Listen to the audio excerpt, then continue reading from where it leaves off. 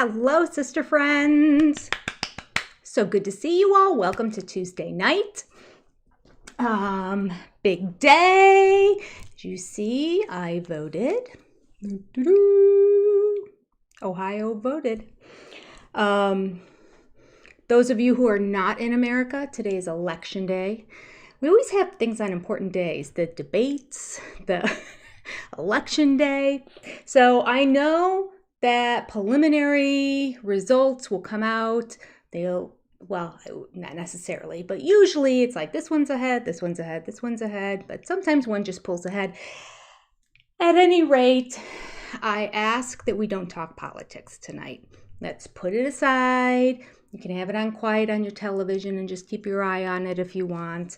But suffice it to say, based on the demographics in America, 50% of us are for one party, 50% of us are for another party. So no debate here today, just fun. All fun. It was funny. I had a group chat with my mom and my sister, and then my two daughters and my two nieces. It's kind of like our family girls group chat. And I took a picture of myself, said I voted today. So then everybody in the chat started. I'm trying to think. Actually, I think I included the spouses too. They were in there as well. Or my daughter's spouses. Anyway. And so I started getting all these pictures with everyone's voting stickers.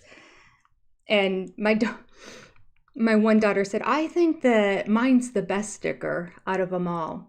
And I was like, And so I went back and looked at it. Now, she did early voting. In her state, we have early voting too, but you have to drive all the way downtown to do it. Her county had like 5 locations. My county, well, I live in the county that has downtown. But anyway, it was way inconvenient to vote early. So she voted early. So I'd seen the picture before. And I'm like, you liked yours? So I went back and I looked at it again as she posted it again and opened it up. I'm like, oh, it's the state. I thought it looked like just like a ripped piece of paper, a skinny little ripped piece of paper. I'm like, well, that's a shame that they don't give them a nice voting sticker. It's actually the state of Tennessee. It is nice now that I see it up close, but when it was small, it just because it's like long. For those of you not in America, Tennessee kind of looks like this. But it's sort of slanted on the one side and rugged, so it just sort of looked like a rip sticker. Anywho, mine is in the shape of Ohio. So everybody's probably has their own state on it, I would imagine. Okay, I might have to open the door. I have the window open. It is shockingly warm today. It was, I think, 78. So the house heated up. Okay, I want to say hello to everyone. The main housekeeping thing I wanted to do was just say, let's not talk politics. Let's have a good time. Okay. I see Lynn Skinner is in the house. Hi, Lynn. Thank you for moderating. Any other moderators that show up too? Thank you. I really appreciate you volunteering to do that, and it keeps us on track. Oh, I like how everyone is putting the number. Danny was number 5 today. Look at that. Good for you. Oh, let me change my chat. If you change the little caret at the top to live chat, that'll put it in chronological order, or it's supposed to anyway. All right. No, not necessarily, because now the second person...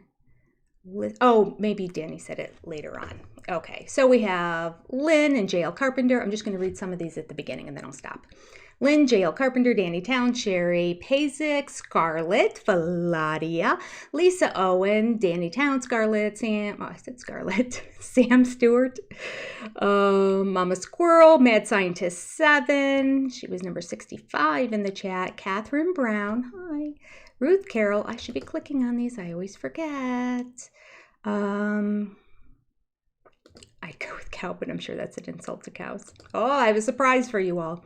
Kira Boom, Ronia Forever, Knit My Bit, North Vanamy, Andrea Bevan. Let's see. Hi, Jenny. Absolutely would not miss this one. You were a wonderful distraction and among good friends. Yeah, politics can get iffy. You can't hear me? Uh-oh. Oh, wait. Did I have it on then? Let me go further down. Okay, I think people can hear me. It may have been right before I went on. Nobody else is saying they can't hear me down here. Okay.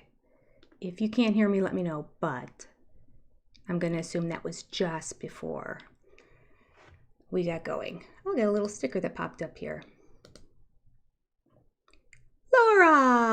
Laura is a 1-month member. Whoop, whoop. 1 month as exclusive SOS supporter. Is there a way to gift memberships? There is. I should have written that down. People in the chat, you'll be able to help me. I think it's right under like right where you would do a super chat area there. I think gift memberships are listed right there. And just for those of you who don't know, when somebody gifts a membership, I think it actually gifts 5 automatically. So if they purchase a gifted membership, 5 people get a month of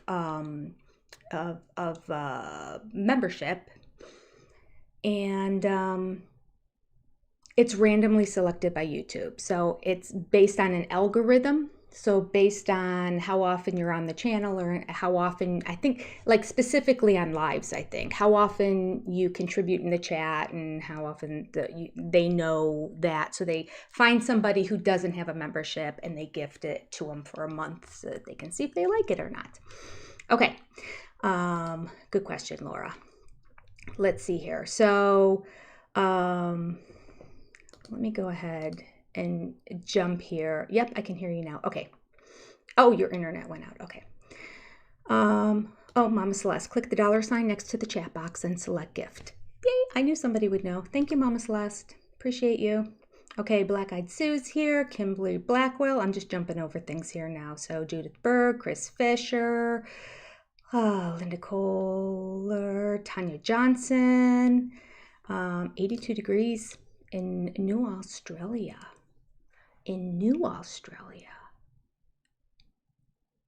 Now I feel like an idiot because I didn't realize there was a New Australia. Is that I'm guessing it's part of Australia, a certain section of Australia where they refer to as New Australia? Okay, Tanya, you're gonna have to fill me in. You're in good company, Tanya. We have a lot of Aussies here in the chat. Well, we have a lot of people who are normally in the chat, but definitely a lot of people who watch the channel from Australia. So,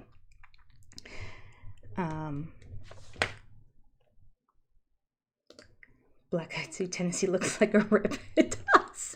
I never thought it looked like a rip before until I saw her sticker, and I thought her sticker got ripped. Now, whenever I see the state of Tennessee, I'm going to think it got ripped on the side. Oh, Sam Stewart. Lynn, what are our drinking words? Make sure to let us know. Oh, here we go. Experience, safe, betrayal, and loyalty. Oh, okay. Here we go. So anybody who has a drink with you, I will start here because I just read them. I almost got myself a margarita before tonight's live. I was this close. I was in my basement and I was looking at I had a couple bottles last time the Jose Cuervo was on sale at the grocery store. I grabbed a few.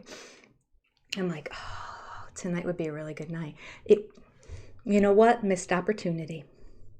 What can I say?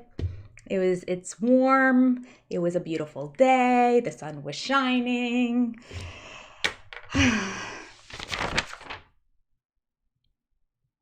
What was the line after that in Nemo?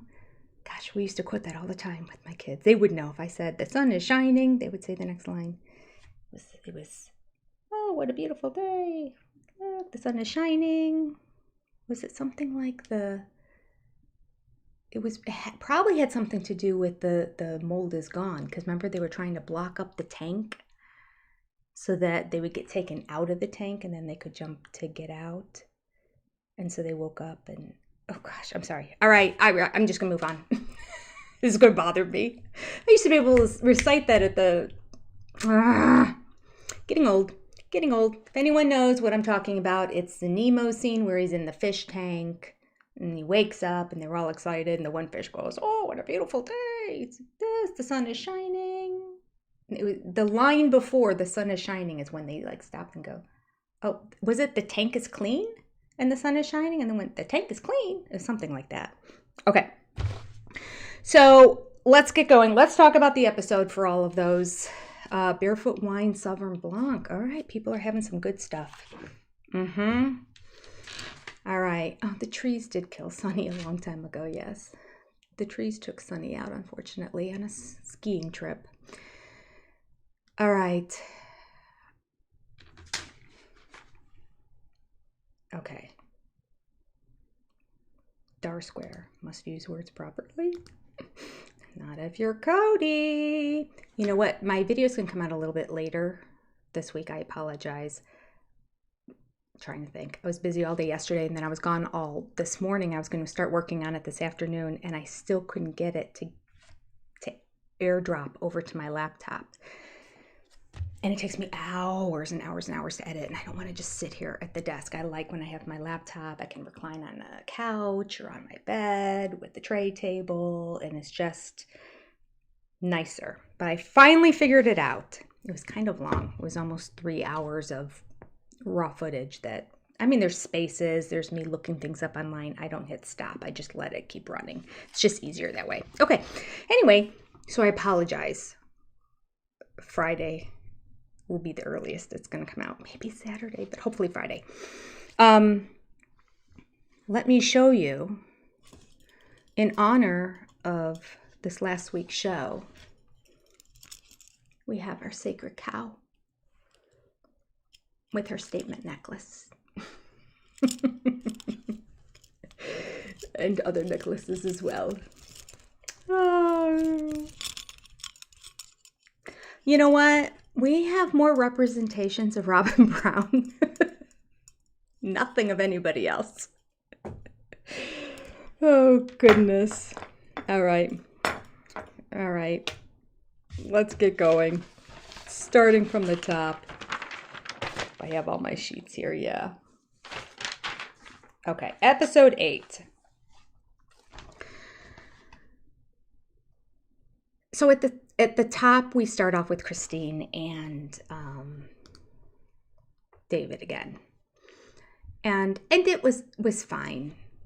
I really feel like she mauled his face way more in the preview than in the actual episode, and she was standing more with her back to us, and in the preview they were more side by side. So I wonder if they egged them on for the preview and said, why don't you give him another kiss? And then they use that, because why would she kiss him again? Unless the other one was a goodbye kiss. But they were standing, with no other kids around in that. I don't know. All right. The cow and the Gucci ring. Oop, can we talk about the sale of the McMansion at all? Sure we can. That actually ruined my day. The cow and the Gucci ring. When I saw that house, that's beautiful in terms of, I think, the way it's just, I don't even know if it's beautiful. It's so hard for me to tell because it's so dark and it's decorated so dowdy, and it just seems cluttered and dirty. And the outside, when Cody's doing his recordings, all the stain on the deck is cracking and I don't think they did any upkeep. And they didn't do improvements because everything was exactly the same. It just got more worse for the wear. They sold it for over asking? How? And if they sold it for over asking, then whatever percentage of that, those women should get back what they put into it, and in terms of the profit, whatever percentage they put in to help buy it, that should be the percentage that they get back as well. 100%. I don't think that will ever happen, but maybe with another threat of a lawyer, it will. But it disgusted me and it upset me. I just don't like it when they win, and that just feels like a win to me. Yeah. Oh, did it sell with the 2 extra acres? Is that why it sold for so much? I didn't even notice that. I just saw, I don't even know. It was on Reddit. It popped up on my phone. I don't know why randomly, every now and then on my Apple Watch and my phone, I get these occasional Reddit, not all of them, and not, it's just random. It seems completely random. Anyway, it popped up, and so I clicked on it and saw a picture of the house and saw the sale price. I was like, oh, it would make more sense if it had the 2 extra acres. Although, when they bought it for $800 and some thousand, that didn't include the 2 extra acres, did it? So those 2 extra acres were a separate purchase. Now, who paid for that? Wait. We need to discuss this for a second. Who paid for the 2 extra acres that were next to it? Because it wasn't listed with the 2 extra acres. So they must have been parceled separately. They're 2 different parcels. It wasn't one. Okay. Well, okay. I'm sorry. I keep clicking on the wrong thing because the chat's just moving fast on my thing. That's why they got so much money. The house plus the 2 extra acres or whatever it is. Okay. All right. That makes me feel a little bit better. I was really down that they got a lot over asking. I'm like, how? The other thing I thought, and there's no way to know this unless you literally see the house contract, which probably nobody will. It is possible that the people who bought it took a look at it and said, okay, we're going to put $250,000 into updating this house. Maybe even part of like connecting to a water line or whatever. And that could have been built into the asking price of the house so that the buyers got that back in cash when they bought it. So it's just part of their loan, essentially. It becomes part of the mortgage. But when the sale closes, they get that cash to then spend however they want to. So it's, becomes, it's a smart move if you're going to have to take out a loan anyway for it, because the loan is going to be probably 3 to 4 times the amount of money that, well, I don't know that if it's going to be that high, but the loan is going to cost, if you get your own loan, it's going to cost way more money than if it's part of your mortgage, because mortgages are cheaper. Okay. You love my cow, Scarlett? Thank you. Moo. I have a mooing cow that I was looking for. I may have gotten rid of it during COVID. I did do a big purge during COVID. You wouldn't know if you saw my house now, but thank God for COVID. Anyway, I should say thank God for COVID. But the upside of COVID is I did go through many cupboards, and my basement used to be all cleaned out. You'd have no idea now. But this was in a box of toys from when I did speech therapy, or not, when I did ESL teaching with kids in China. And they were much, much younger. They were more like preschool, early elementary school age. So I had a lot of those kind of toys. And I used to have a cow that would walk and it would stop and it would moo. I'd be hysterical. And I couldn't find it. And I think because I got this little guy, I probably just gave it to Goodwill, thinking, I don't need all this stuff. I only need one representation of a cow. It is now Robin with the statement necklace. Although this one is way better than any one she's ever worn, I will have to say. Still, I wanted something to hang there. The only other pendant one I could find looked more like Cody's. And I'm like, no, when I finally get my Cody doll, I'll have to hang that pendant on him. Okay. Yeah, I should probably put Robin's face on it. That should be my next upgrade. Let me make a note. Robin's face on cow. Our sacred cow. Gosh, that was such a great part. I can't wait till we start talking about that. That was such a great part of the episode. I loved it. All right. So there's 2 extra acres was part of it. I feel better about that. But now I still want Janelle and Mary, who I believe it was the purchase price of, it was the sale of their homes that helped go into purchase Robin's. Especially now that we know that Janelle specifically asked her, is there some way you can please buy a cheaper house? Oh, that was good too. Okay, so at the very beginning, not much to say except that I did learn that David's 2 sisters were in polygamy and have been out of polygamy for a long time. And that the one just divorced the husband and left, and the other one was separated, like she left but never officially divorced, but then he passed away. So that was the end of that. All right. There was one other thing. Oh, David asked for Christine's hand in marriage to her dad, which I thought was lovely. I thought that was such a sweet thing for him to do. At their ages, clearly they didn't have to, but for him to have that kind of honor and respect for her father, I thought that was cool. All right. Tony, I didn't even put I think I was so over Tony in this episode for some reason. I don't know why. For him to say, I think Christine said it was their third date before they kissed. And Tony's like, by the third date, you should be having sex. Like, everything has to do with female body parts, the functioning of female body parts, or sex. His humor, or what he refers to as humor, I don't get it. He's just not a funny guy. Just stop. Keep your day job. Try not to be funny. Not funny. He just has a lot of growing up to do. Okay. All right. So near the very beginning of this, we have Cody saying a line that I just thought was crazy. And that was, Christine's whole goal in leaving me was to find her soulmate. I just laughed.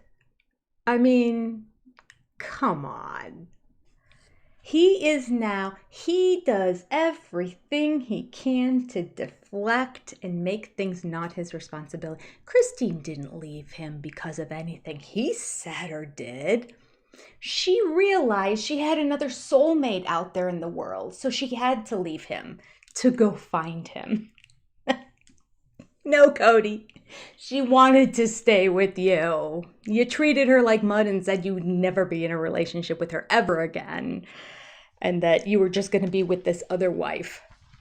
That's why she left you. And yes, she found her soulmate in the end, but that's not what she wanted. She fell in love with you, shockingly, but the pickings are slim, but she fell in love with you, Cody. And she was happy being married to you. Felt neglected, but I think that's par for the course in polygamy. But bought into it, hook, line, and sinker. I just thought, wow. Start making a list of all the reasons and excuses and deflections and lies and everything as to why these women have left him. He just looks dumber every time he comes up with another one. Just, ugh. Yes, he is. He's a toddler child. Absolutely. Very good. Tony is a taco without the filling. Dee Dee, welcome. She is number 117, hitting the like button. If you're new here, whenever you hit that like button, go ahead and write and tell us what number you were when the number will pop up when you hit the like button. Tony wouldn't talk like that around his mother. No, we never saw that, have we? I wonder if his mother watches the show. Because I wouldn't talk like that knowing my mother's going to eventually see it. $1.7 million, including the 2 acres. Now, I'm curious. How much is that extra 2 acres of land worth? So I want to know how much was the house, because when the listing was first put up, the extra 2 acres wasn't listed on it when they wanted 1.6. So they ended up selling it for 1.7, I think, and change, right? Because it was a little bit more than just $100,000 more. Did they get asking and then the extra money was just the land money? Or how could they get asking for that house? I would love to know if the people who buy it eventually leak to other people, or the agent leaks to other people, if by chance, they did actually add additional money to have cash for the buyers to do improvements, thus making it look, it's not great for the seller. Anyway, They have to pay taxes on whatever they sell it for. Okay. The only other thing that happened in the beginning of this episode was that Christine admitted that Isabel and Peyton are having a hard time with the whole situation with David. But neither one of them show it really on camera. They both seem skeptical for sure. But they also both say, but if it's what you want. So I'd be interested to know exactly what the hard time... Isabel does say over and over again, it's fast. But so does Aspen. Aspen says that a lot too. All right. I felt like what bothered them the most was really just the excessive amount of PDA in front of them. But maybe they're just... it is fast. It's justifiable if they're concerned. Okay. Do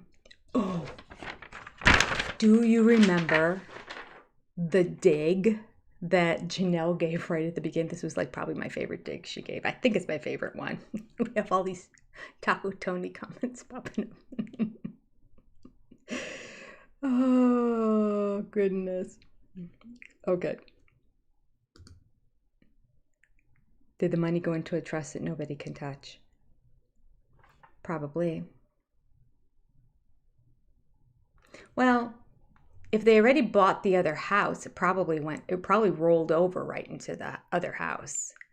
Now it makes sense why they bought the other house, because it made no sense how they could afford to buy the other house before that one was sold. So it was probably a contingency deal. And for whatever reason, the one showed up before the other one did on a public listing. I have to think through it. I'm not in real estate. If I go back and think about the houses that I bought, what the order of everything was. But you really have to sell the one. You'd think that the sale on the one would appear before the purchase of the other one, because you would need that money to go over there. Okay. Tony would make a great first husband. Oh, okay. Let's see.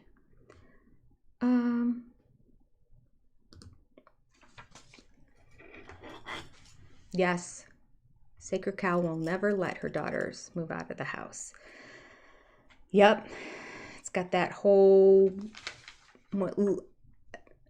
They call it like a second house, but it looks like a 3-car detached garage. But maybe that's how you get away with... I don't think legally, though. Even if it looks like a garage, if it is a house, I think you have to claim it as a house, especially when you're selling it. Does it have plumbing and electricity and...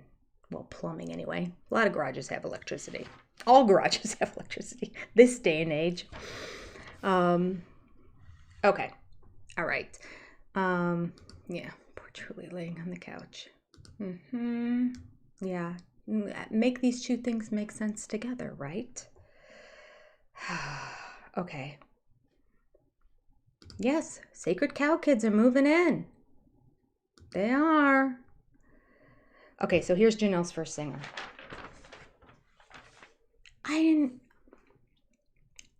This David seems to be really nice, but I haven't met him yet. But everyone says he's nice. I don't know. I do know that his wife passed away and he had 8 kids and he raised them all by himself. And they're grown now and, well, he still has a relationship with all those kids.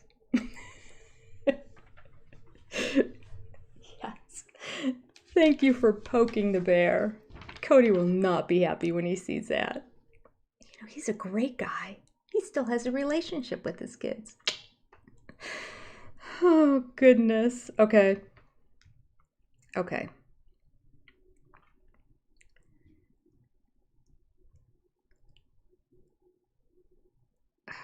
Betrayal. Have a drink. I just have betrayal written and circled and then another betrayal written and circled. I don't have all the information written here.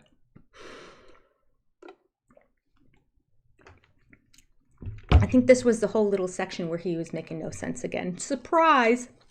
We have another one of those in this episode. It was like, I'm sitting here without any regret for how things worked out, but I can't really like Christine because of her betrayal, and because of that, we're never going to be in a good place. Like, he started off Like, I'm so happy for her and I'm glad that she's moved on and that's fabulous. Like, everything is great.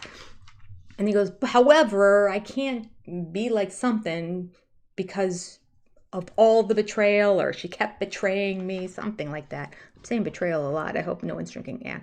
Who are you actually drinking alcohol out there? Sorry. And then he went on to say, but we'll never get along. We'll never be in a good place because of her betrayal. It's the last one. Okay. We are moving on to another angry Cody section. Let me check on the chat here for a second. Okay. They have an RV garage too with full air conditioning and a bathroom. Oh, so there's that. Is the RV garage, maybe that's the one I'm thinking of, Raiders Ma.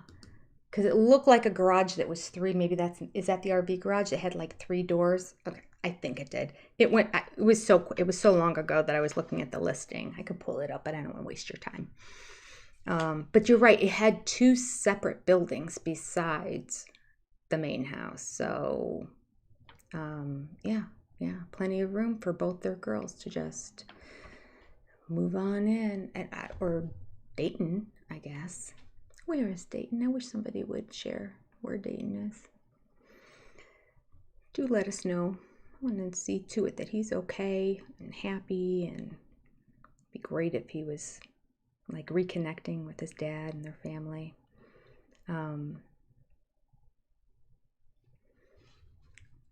We do get a very funny Sacred Cow line in this episode, which I thought was shocking.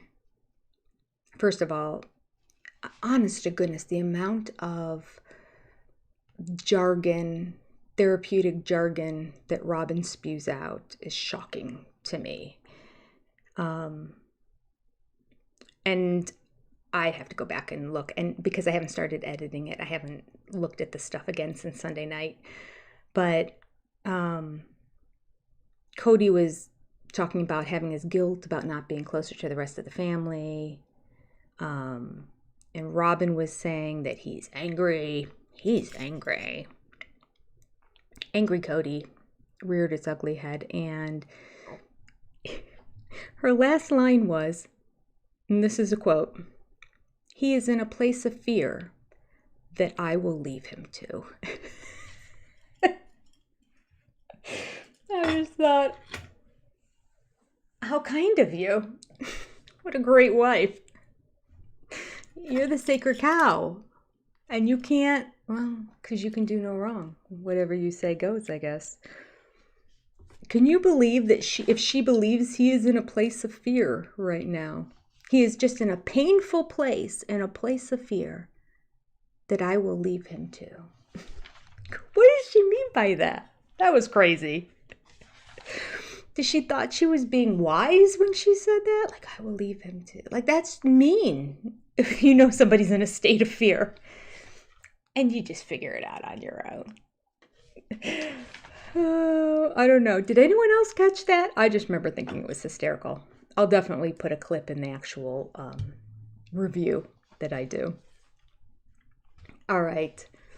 Yes, Janelle was great in this episode. You watched her part twice. It was worthy of watching twice. You'll get to see it again. I'm sure I will bring clips of it into my review because she was golden.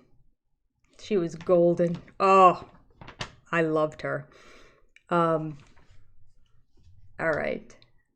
Ah, the Cody compound. Yes. It's like lipstick on a cow.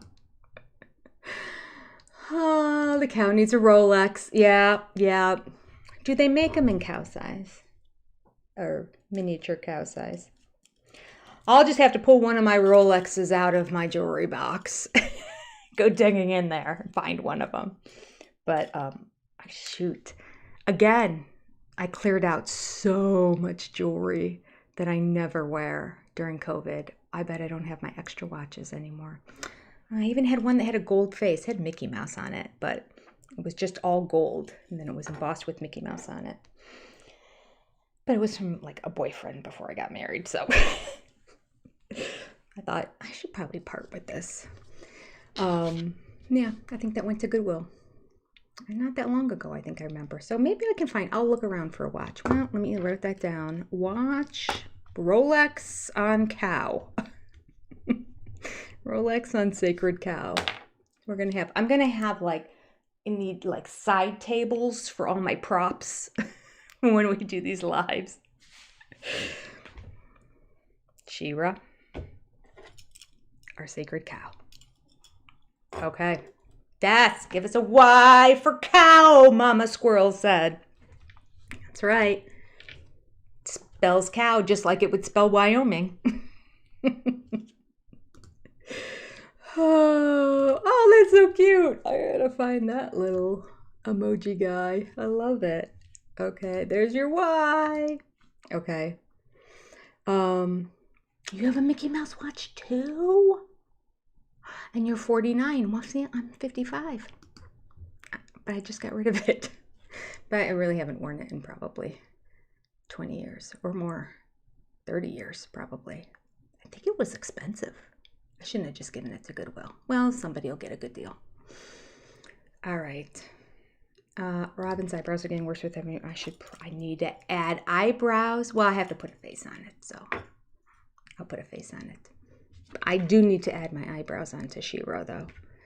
Make it more authentic. Okay. Tina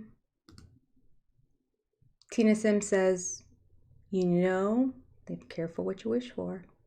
Robin and Cody should both look over their shoulders. They are both, yes. Everything comes around, goes around. I just read that in 1 Corinthians. Something about vengeance being the Lord and don't worry about that God sees all. And it wasn't justice. That was something else like that. But it was that whole idea. I was just talking about it. Your first watch was Tinkerbell. Oh, Lori. All right, you had a Snoopy one. I don't remember my first one. I don't remember that at all. Right, Mama Squirrel, this is why we have to put her face on here, because this is far too cute. You're absolutely right. Okay. Thank you, Scarlett. Jennifer. Carol Annie D said, I worked at Disneyland for 4 years, and I have about 10 Mickey Mouse watches. Yep, if you work there for 10 years, I would too. And probably a gazillion, probably everything would be Disney. Okay.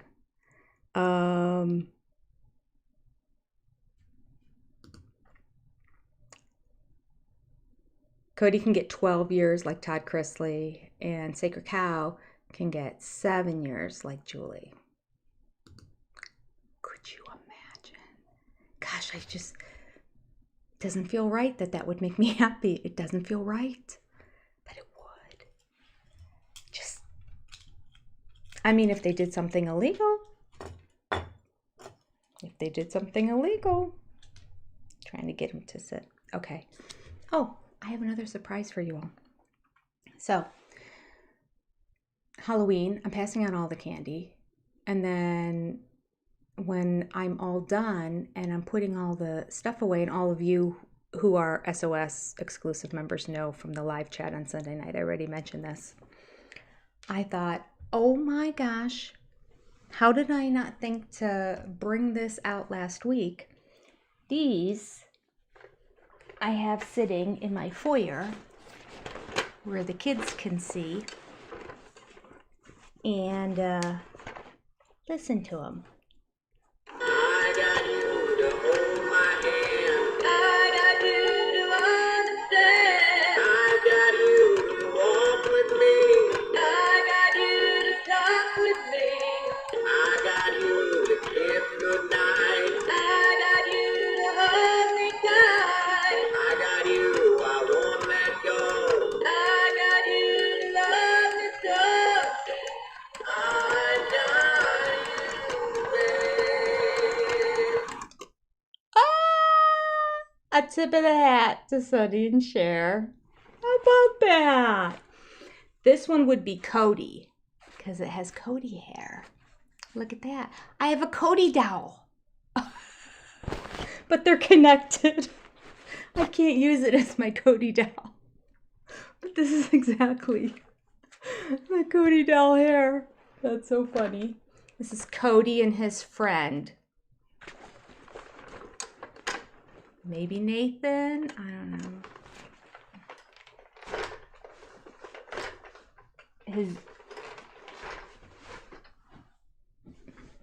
The friend he wished he had. Oh my goodness. All right. So sharing all kinds of fun stuff here today. I know, don't let Cody see that. It would make him cry. He'd be devastated. He'd be devastated. Yeah. Love it. Peach. Disturbing. Oh. I could put crazy eyebrows on it. That's right, Cindy from Oz. You're right. The hair's too nice. It's too good. The curly girl thing. All right, let me read to you one of the comments on my chat, and I'm way behind in reading comments, way behind, but I make a point to at least do like 2 hours every Sunday of just going through comments to try to catch up with stuff. And somebody wrote, I pulled some aside because at the end of my lives, when I read my quote of the week, I'm also going to read comments that made me laugh that week. My goal is just to read 2 of them, but I don't know. I might do more because I had a bunch that I pulled out. And then some of these I may have read last week. I can't remember. But there is one. Oh, shoot. Maybe I didn't save it here because there was one related to that. Nope. That's not it.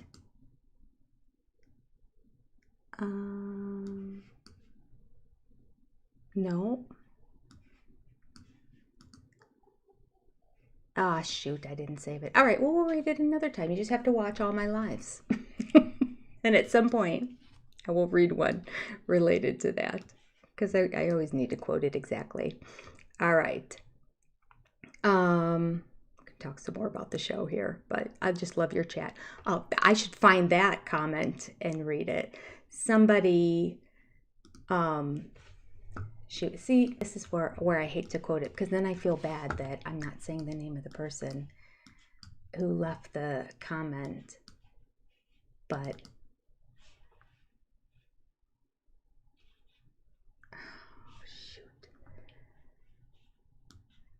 I may have just put it in with nice comments. I have a separate folder. Funny comments, nice comments, mean comments. I mean, most people leave nice comments. You all are wonderful. But every now and then there's one that just kind of stands out because of something that they say. Oh. Dang it. I can't find it here. I'm so sorry. I just saw it today too, so it's in here somewhere. I am going to summarize it for you, but when I find it, I'll read it again. What was I talking about? What was the comment about? Remember? Wait, what were we talking about? Wait. Oh, about the comments. Somebody said they were really late for our live last Tuesday, and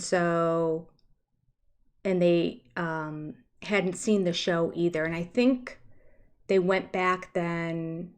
So they, I can't even remember. But at any rate, she was comparing the two. So she finally went back. She didn't have a chance to see the show before the live. And so she did our live first and was part of the chat and everything on Tuesday, and then went back and watched the show. And she said that the Sister Friends chat was better than the show. And I'm like, yes, y'all are. You're so good. All right, Whiskey River, I'm glad you like my Sonny and Cher. Okay. Oh, yes, it needs gloves. It does. Well, no, it doesn't have gloves. It's got skeleton hands. I know, I gotta find it better. I still have my eyes out. I'm looking for the perfect one. That is Nathan. You think it's Nathan? Oh, goodness. All right. Mandy, Cody Dell just made my day. I'm so glad.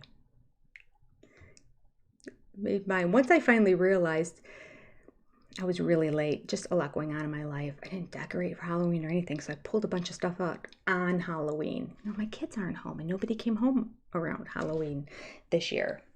Next year, I think one of my kids will be living nearby. Maybe two. Wouldn't that be great? And so people will be coming around, but I thought, well, no one's coming over to visit or anything. I'll do it later. I'll do it later. I'll do it later. And before I knew it, it was October 31st.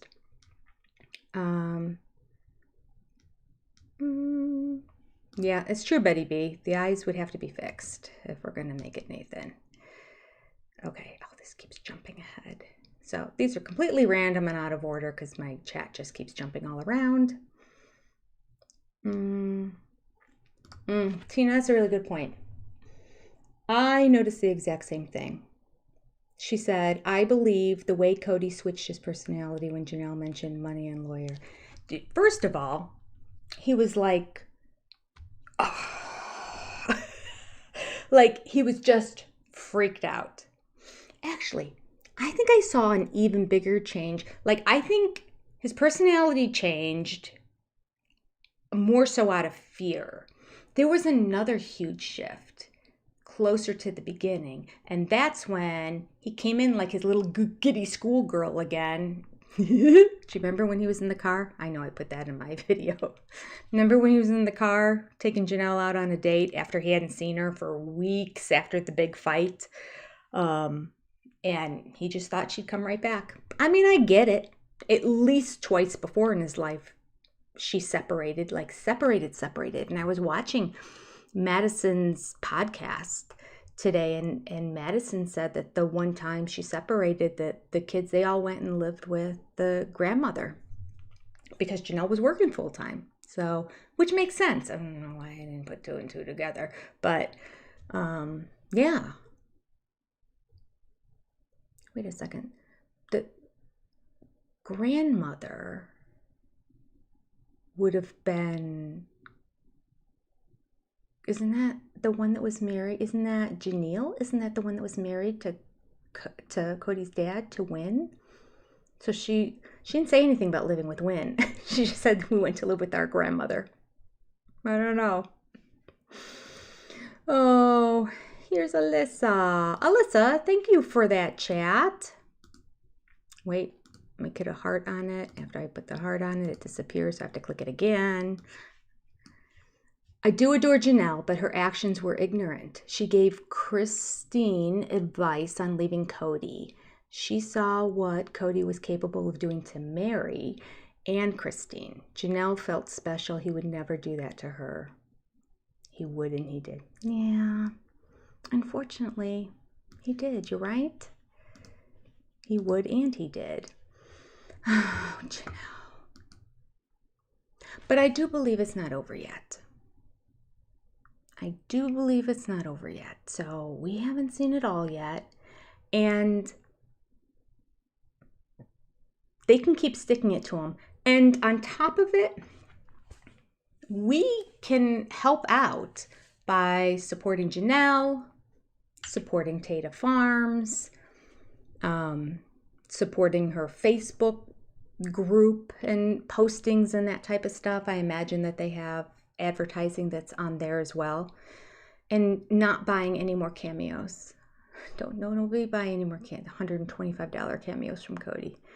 Don't give him a penny. $125. By the way, that t-shirt I bought, I was thinking that it was $49, but it wasn't. I think it was $29. Maybe it was 30 something. I think it was $29. So it was more affordable. I think I was thinking of the Rocky Kanaka shirt that I was going to get. And it was like 40 some dollars. The dog on it. Those of you who watch me know that I'm a little bit addicted to Rocky Kanaka's channel.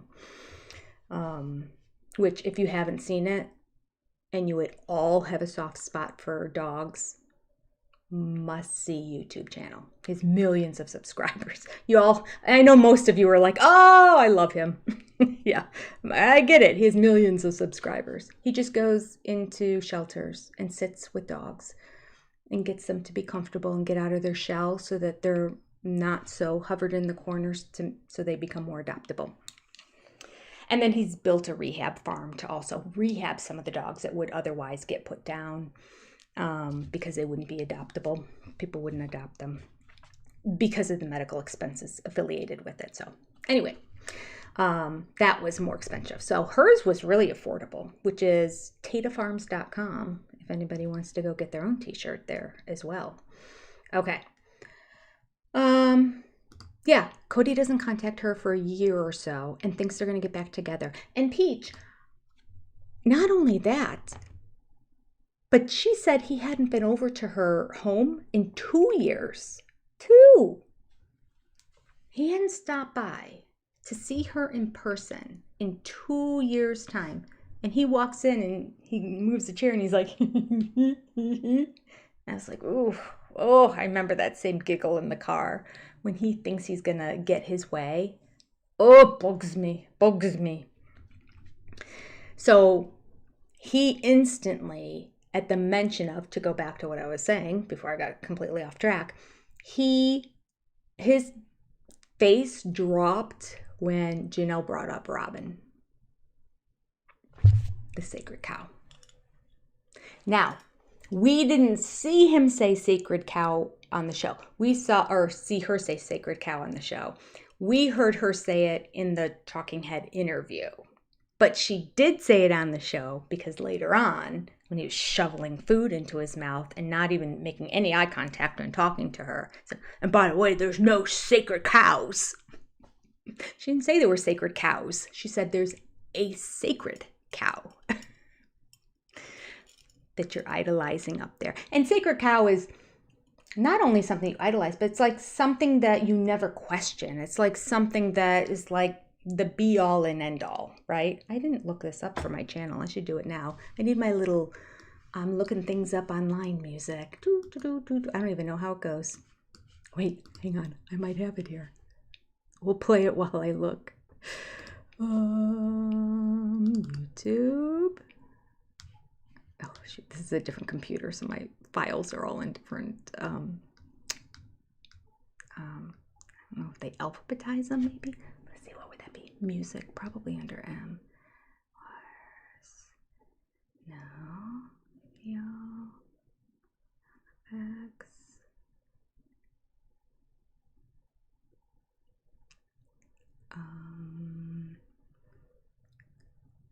Music. Okay, which one is it? That's the question. I know it's a Kevin McLeod one. I think this is it. There we go. Let's look up sacred cow and get the exact definition.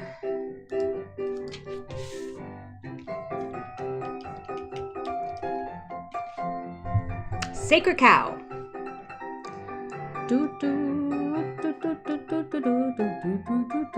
Oh, there's all kinds of different definitions. Gosh.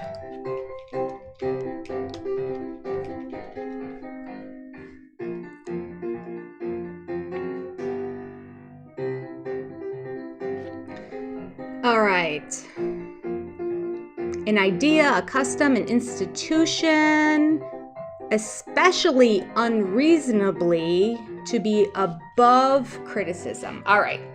So in this case, a robin is a sacred cow, which is something that is held above reproach, basically, above any criticism. Perfect word, Janelle. A figure of speech for something considered immune from questioning or criticism. Immune from being questioned or criticized. That's why she's always a victim. All right. It's a fun song there. Okay, everybody. We just did like what we normally would do on my videos. You got to see it live. Okay, where am I? Let's get back to the chat here. Mean comments, who could leave? How rude. Oh, I don't think there's a channel out there that doesn't get mean comments, so it's par for the road. But I saved them so that I know who's the person that left it.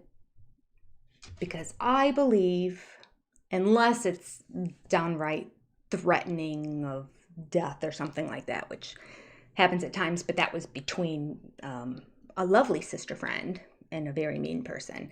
That one is like an instant delete and block.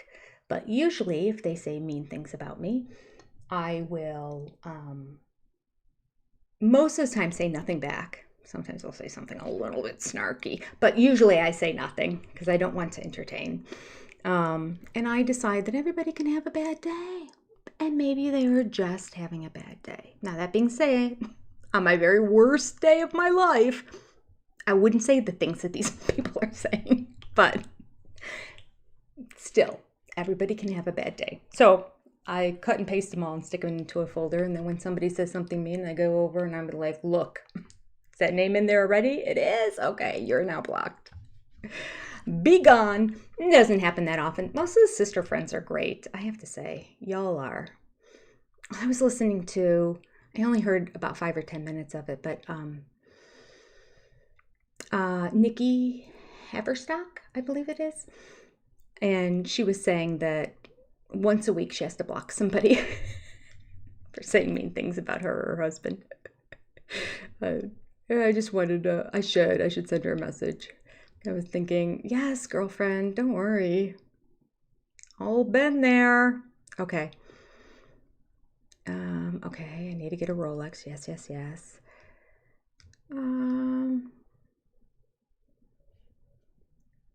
Whiskey River, if I start watching Rocky Kanaka, I'm gone. Oh yeah, you'll want them all.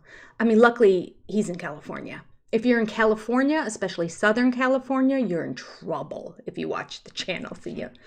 Or even driving distance. If you're within a 4 to 5 hours drive, then you wouldn't think twice to go pick up the dog there. Luckily, I am about 40 hours drive away.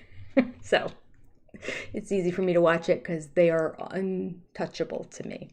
Although there was one time that there was a clinic, I think it was the one in Maui, that they were so desperate to get these dogs adopted. And they're landlocked. They're on an island in Maui.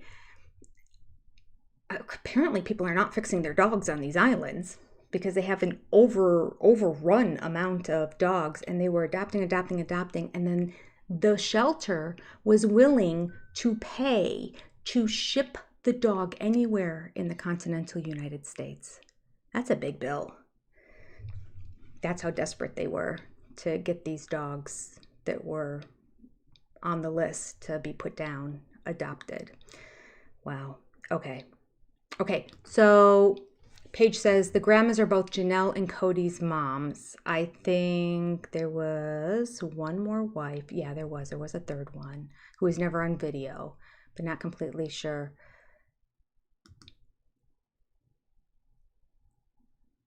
Right. Cody's mom is the one that was like on there the most, right? The real sweet one. Was Janelle's mom the more quiet one of the two? In my head, I have Janelle's mom being, but I don't think so. Because Janelle's mom's name wouldn't be Janelle. And Janelle is the one I'm thinking of. So Janelle's mom must have been the more quiet one of the two of them. Anyway, they went to live with Janelle's mom and Cody's dad, I guess. Yeah, good point, Lynn. He tells Janelle, tell Savannah I love her. How about you do that? Call her. How about taking her out to lunch and telling her? How about just going for a walk in the park and telling her? You know he did that for the camera. Rhonda, you're a Rocky fan too. Such a great channel. All right. Lisa, no way she used Cody's lawyer. Oh my gosh, dish, dish, dish. I thought it was amazing though that he was so defensive, and he had no reason to be defensive because she was brilliant in that the first lawyer at least she went to, of course she implied there's many lawyers I could choose, to the camera, not to Cody. But I love how she told him, I called your guy, the guy you've used over time. So he's like your friend, and he thought that it would be good that maybe all of us sit down together, and I think that's a great idea too, and we just lay it all out and take a look at it. And he's like, oh, right now I own 50%, and of the other 50%, Robin owns about 60 to 70% of the other 50%. And then Janelle has, a little chunk, and then there's Mary with her absolute little sliver. Somebody's going to take a look at that and go, Cody, this doesn't seem fair. So yeah, when it got divided up, everybody gets a quarter of the property. Robin and Cody lost out on that deal. Big time. Love it. Laura Bondurant. I'll write his name in here. It's a YouTube channel called Rocky. He's from Hawaii originally. His name, Rocky, came from Hawaii. He doesn't look Hawaiian. At least not native. I believe that's how it's spelled. Kanaka.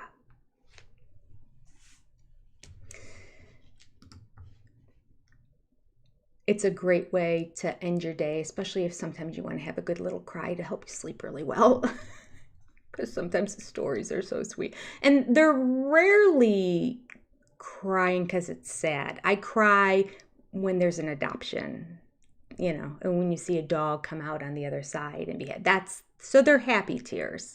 He doesn't show hardly any. In fact, he makes a point to say that's not really what the channel is about. The point of the channel is to get these dogs adopted, not to do it in a way of, here's another one going down, follow us to the gas chamber. That he doesn't do that. All right. Oh, there's also a Clever Cowgirl Rescue horses. Oh, there's a million probably of them out there. I'm sure my daughter knows about all of them. Yeah, so she mentioned that one lawyer, and he didn't seem excited about it, just like he didn't seem excited when Mary decided to go to, isn't that funny? How he was so offended by the fact that Mary was going to go to the church, and now all of a sudden he's telling Janelle that he and Mary are great. Things are good with Mary and I. Oh, okay. That's your interpretation. I mean, I know she was laughing the other day, but all right. I guess if somebody's not yelling at him, he thinks that everything is just fine. All right. Cheryl. Thank you, Julianne. Cheryl is the other one. So that would be Janelle's mom and Maddie's grandma. Okay. Oh, goodness. Okay.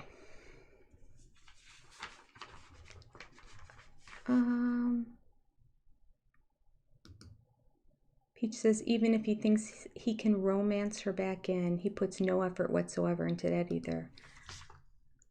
Still, the man cannot learn from his mistakes.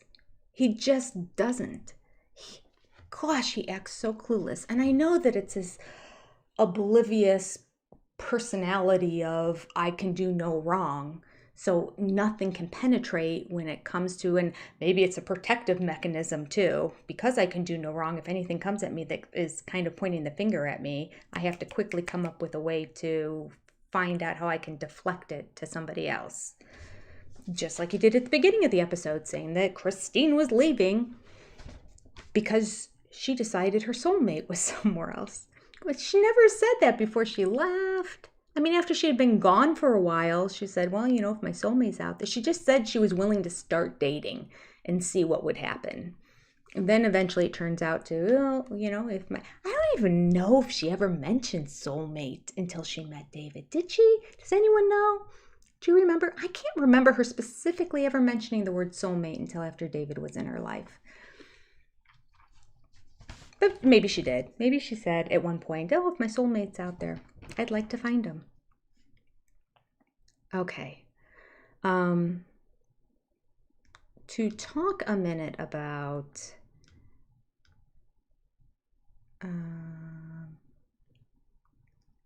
no politics tonight. Thank you, Lynn Skinner, for someone's talking politics. We're gonna keep it politic free. We're just gonna put your television on, put it down low, watch the little ticker going across. They'll have numbers as they're coming in. But half the people will be upset with whatever we say. Whatever we say now makes no difference. We all already voted. Voting's done. Time to move on. Just got to accept it. That's my prayer. That whoever wins, that it just can be a unifying force of our country. I just don't think it's going to be, though. I just don't think it's going to be, no matter what happens, either way. But anyway, that's the hope and prayer, right? Everything is getting more and more divisive, and we need to just come together.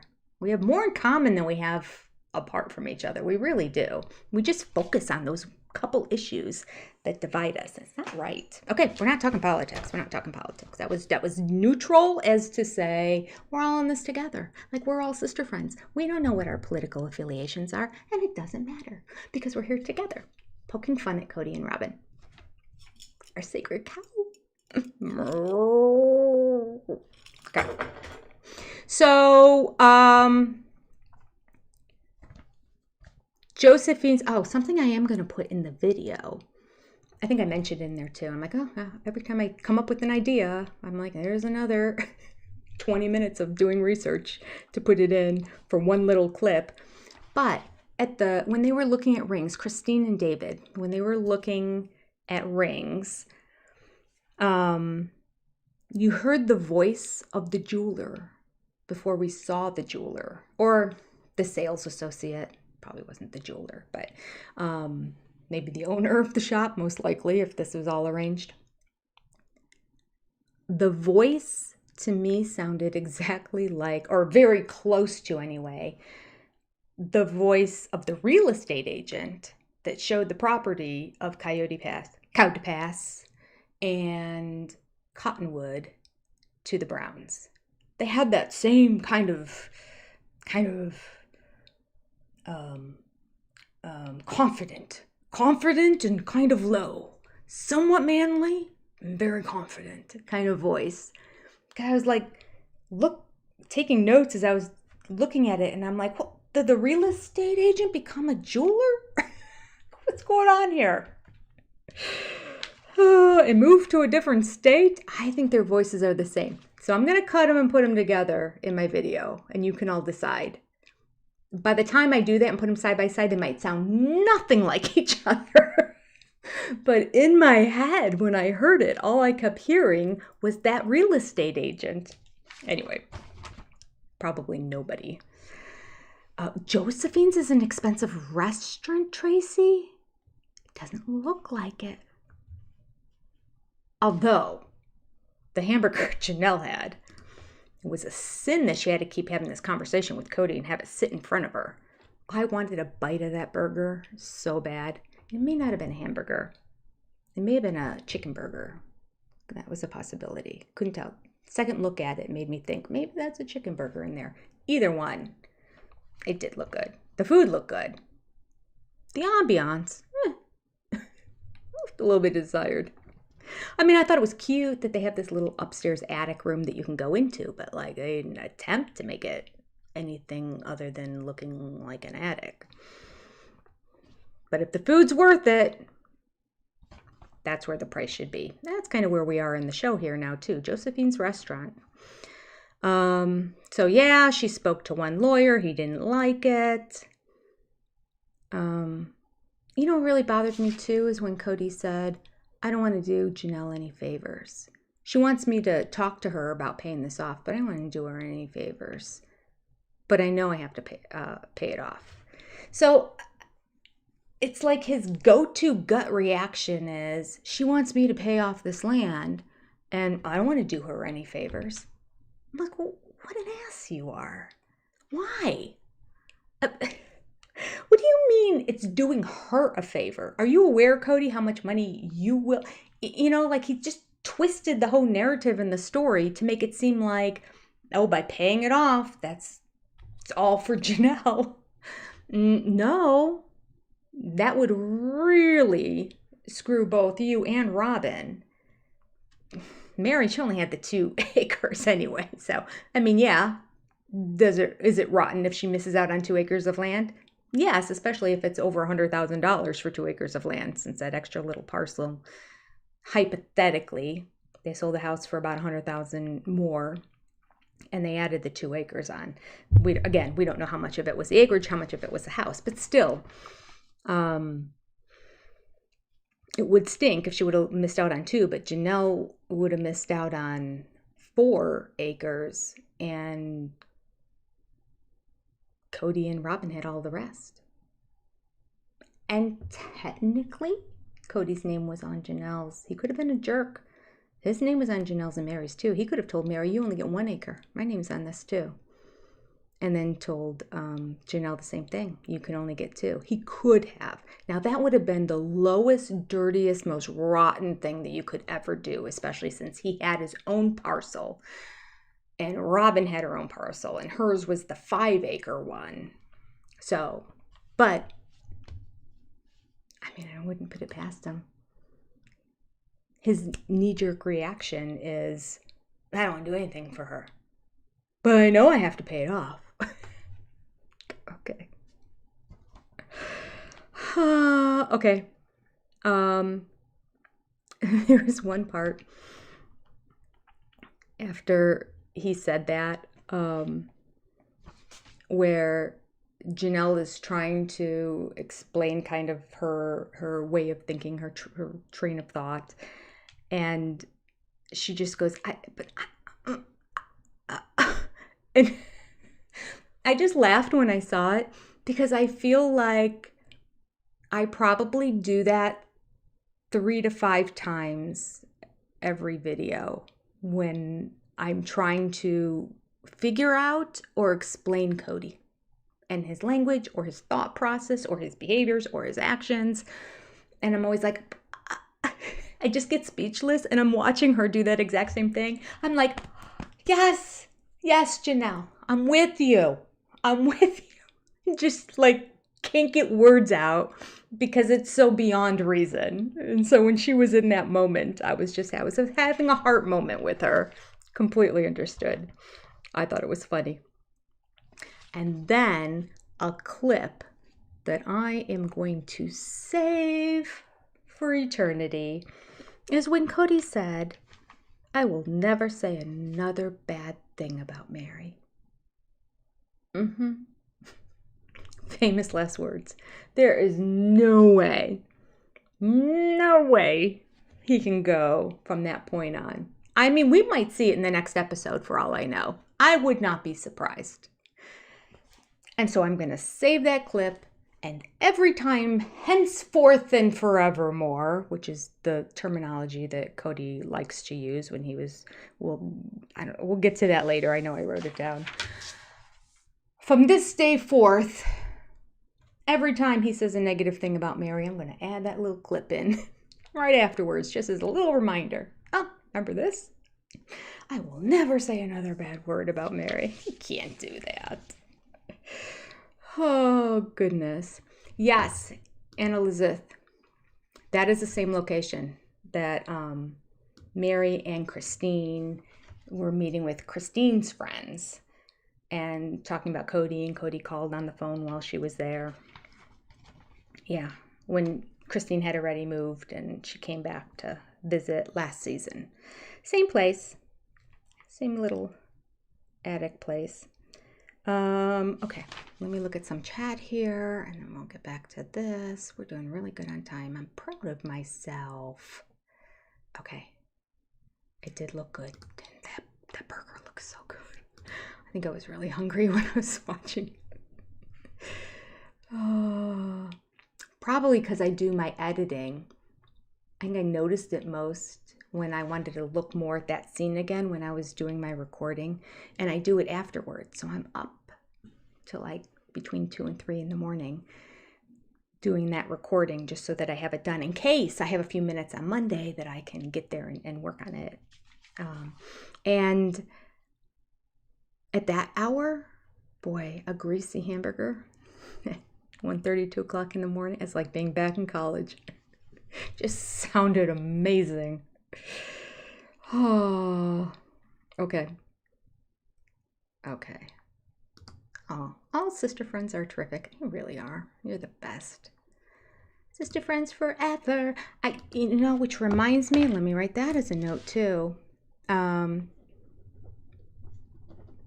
Last week I saw a super chat come through, and it was right as I started like telling a story, or I was in the middle of something, and I thought I'm going to go back and click on that later, and I never did. So I'm going to find it, and next week I am going to thank that person in person. Thank that person in person. I am going to say the name of the person and thank them, not in person. Although that would be going above and beyond, really. I will come to your home because I forgot to say. Thank you, Dar Square. Did you get your sticker today too? Are you in Ohio? Okay. Politics free. Excellent plan. That's right. We should all send packs of spearmint gum to Cody. That would be funny. They'll have their address. That'd be funny. Cases and cases. Spearmint gum. There was no soulmate talk until David. Thanks, Laura. Yep. That makes sense. Because as I started thinking about it, I thought, I don't really remember her saying, I'm looking for my soulmate. I think she just said, I think I want to start dating, though, because I'm 50. So let me see. She was hesitant at first. She was nervous, remember? She didn't think she could kiss well or do anything well, as she put it, because nobody liked what she did before. Gosh, he's such a pig. Poor Christine. All right, where are we here? All right, we have Mary's birthday party. In that little conversation, not a whole lot happened. I do mention in my video that I made that when they did do a reveal of the upstairs too, because they turned it into a gym, but at the end of last season, TLC timelines, at the end of last season, it had already been converted from a gym, which I didn't even know it was a gym temporarily. That's her bedroom now. So I don't know if she was living in the main house, in the room that her mom used to live in, and then just decided she wanted to be separate from it, or maybe she was getting a lot of bookings and she wanted to book that room too for extra money, so she decided to move there, or maybe she just decided she didn't like sleeping in the same house with strangers, so she would be in the carriage house and they would be in the main house. Or another possibility is she found somebody to substitute for her mom. I know Jen was helping out run the bed and breakfast, but she's got a husband and kids in town, so she's not going to be living there all the time in that house. So not that it's all the time. I mean, B&Bs, they come and go in terms of when people are there, and she can block off dates that like maybe she just did it on weekends or something. I'm not sure. Anyway, I found that interesting. I'm like, oh, it's a gym. Not for long, because we saw the bedroom last season at the very end in one of those interview shows at the end. We had a lot of conversation on Sunday night. Again, I must have been hungry because we noticed that the cake that Mary had was a nothing bundt cake. Oh, and we all started sharing what our favorite nothing bundt cake flavors were. Y'all remember that? Anyone that was there Sunday night on the live? All right, I'm gonna put the link in here because there were some people who weren't familiar with it. I'm like, if you have a nothing bundt cake place by you, you have to go get one.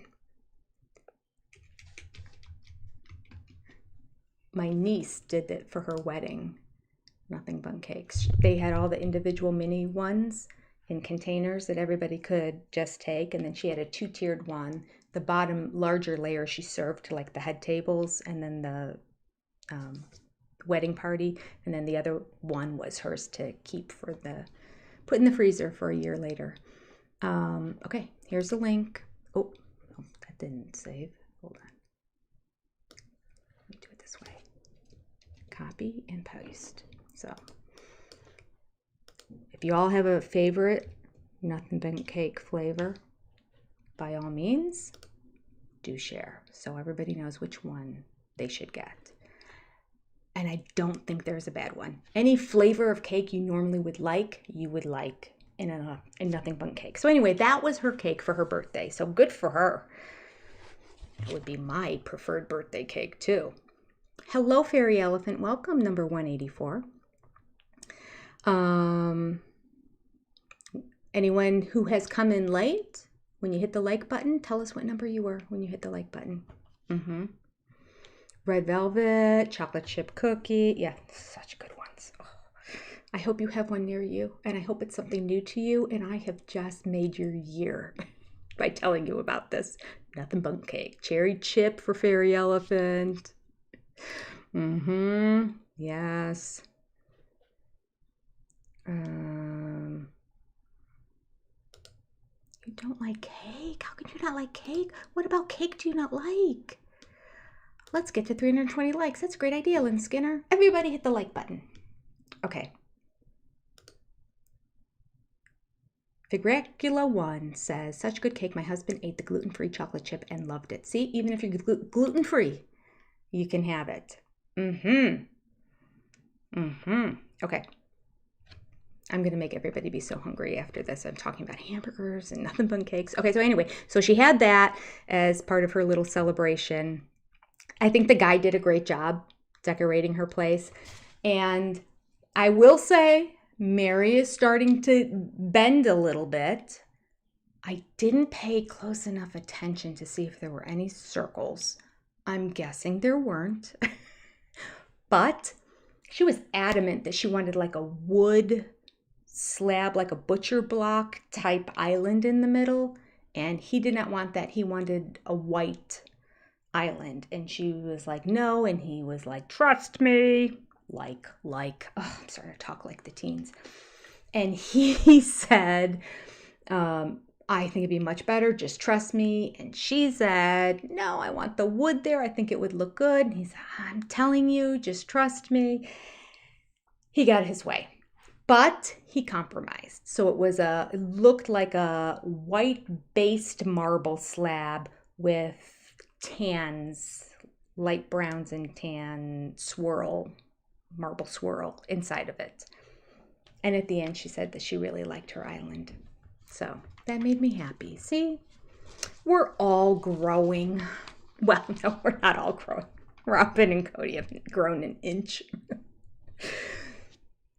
Everybody else is growing. All right. Hello, Evelyn Sierra Gonzalez, and welcome. Thank you for hitting the like button, the 152nd like button of the night. All right. Lori, I'm still eating Halloween candy. Me too. Actually, we gave out Rice Krispie treats. Kellogg's Rice Krispie treats this year, so I'm still eating Rice Krispie treats. Not part of my diet. And yet somehow 3 of them make them into my mouth every night before I go to bed. The worst time to eat them. Got the stupid aligners out of my mouth at the time, so I just go, well, if I eat them, then they're gone. And there's only about 3 or 4 or 5 or something like that left. So hopefully my husband will eat them before I am done here. All right. We have, what else? Oh, did anyone know that Mary was really into working out like she is? I mean, she had a lot. Hi, Teresa Skinner, 195 in the likes. Oh, at the same time, Verdant Square hit hers. Thank you for hitting the like button. She had a lot of equipment, and I did not know what TRX even was. So everyone in the chat told me on Sunday night and educated me, and I'm like, oh yeah, that doesn't sound like something I would enjoy. Hey, look, listen, I've got 2 weights right here. Here we go. I should do this for like the first 5 minutes of all my lives. And that'll be, oh, not today though. It was a hot day. It's warm in here. What are these? They're 9 pounds. Look at that. 9 pounds each. That's all I can do. I have them. I have good intentions. And I have a gym membership, so I haven't seen that gym in a while. All right. So all the stuff she had impressed me. I was happy. Good for her.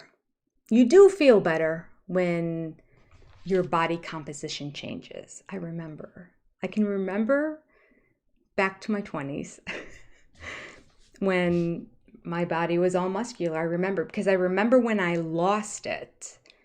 I think it's when I went back to college, actually. And then I gained it back, and then I lost it with my first pregnancy, and then I never got it back again. But that feeling of your whole body just being like, almost like it's tense at all times, but that's just because it's that muscle. Your body feels different when it's, and you just really do have more energy and more desire to get up and move around. Do we really have 308 likes? Do we? I'm not on the main screen. I'm on a different screen, so I don't see them. If we do, that's amazing. And thank you. Thank you. It does help the channel. It really does. So yay. High five, Mary. All right. I don't think Sacred Cow is working out. Do you?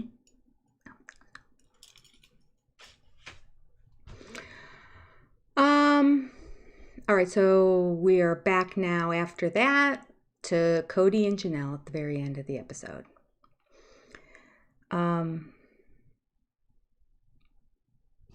And you know how Cody always interrupts Janelle. I mean, he interrupts everyone, but Christine just kind of forcefully keeps the conversation going.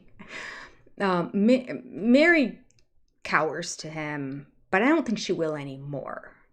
Now that it's officially over and separated, I think she's going to be standing up for herself a little bit more. But Janelle, really, he could walk over her.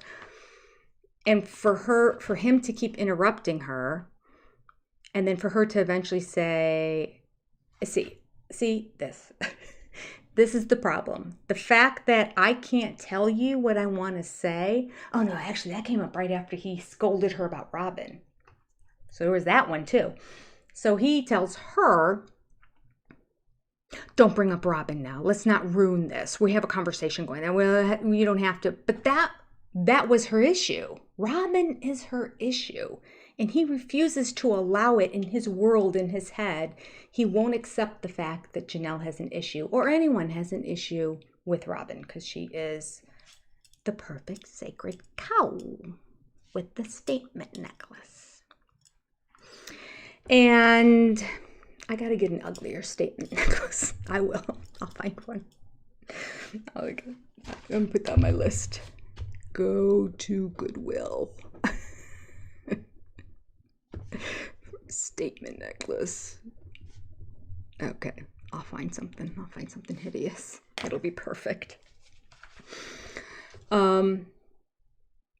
So for Janelle to snap back after he told her, no, we're not bringing Robin into this, for her to say, see, this is the fact that I can't talk to you about something is a sign that we have a problem. And then he turns around and goes, you can talk to me about anything.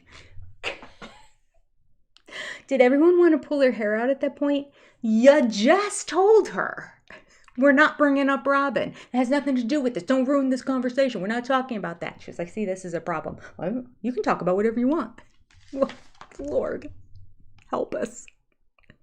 Oh, and that's at the point too. You can talk about whatever you want, Dad. And yeah, and by the way, there's no sacred cows.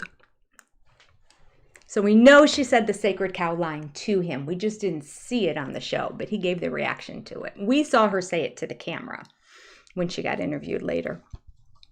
I love it. And then he tells her to cut the bullshit on that one, because we cannot get through one episode this season without either vulgarity or profanity. Every episode. What's this guy's problem? I'm wondering if he thinks it's cool. I'm wondering if that's how they talk in the manosphere when he spends all his hours online and calls it working. And so that's why he's doing it. Because he's trying to puff up his feathers from all the wives leaving and, trying to make himself look big and tough and cool because, some of those guys watch his show.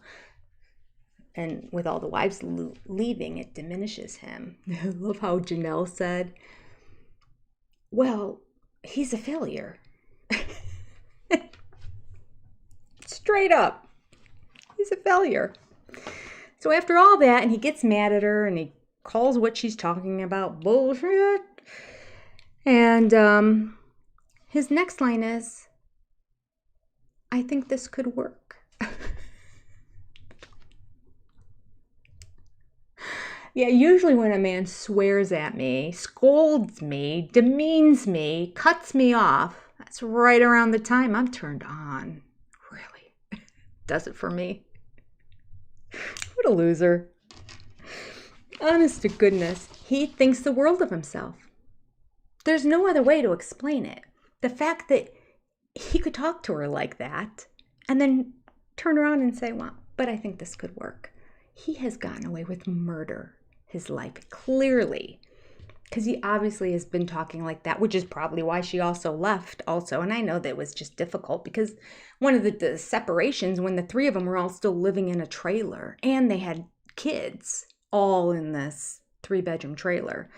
So, yeah, things were tight. And she never got along with Mary at all from the get-go. They get along way better now. And even during the season of the show, of which we saw almost no interaction with him, but I think that's what it kind of ended up in. That's how he got Janelle, for anyone who hasn't followed along, or if you weren't here when we were reading Becoming Sister Wives. I almost call it Seeking Sister Wives. Becoming Sister Wives. It's on my channel. You can go under my live links. We went through the whole book. We learn about She-Ra, for anyone new. She is Robin's alter ego, who is actually a character, and this is the figurine from She-Ra. So she stole somebody else's identity. Are we surprised? Just like she stole Cody away from the other wives. I mean, to their benefit in the end, but still. Okay. So, let me just take a look at the chat before we wind up here on this stuff.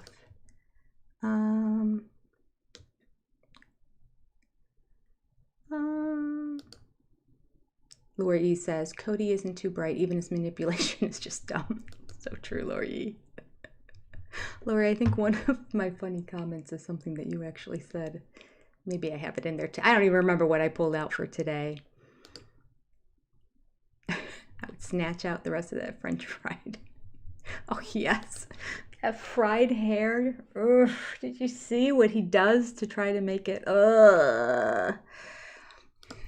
Jenny, you crazy lady. Oh. Okay. Wait, what did that say? Keeps jumping around on me. That'd have been funny.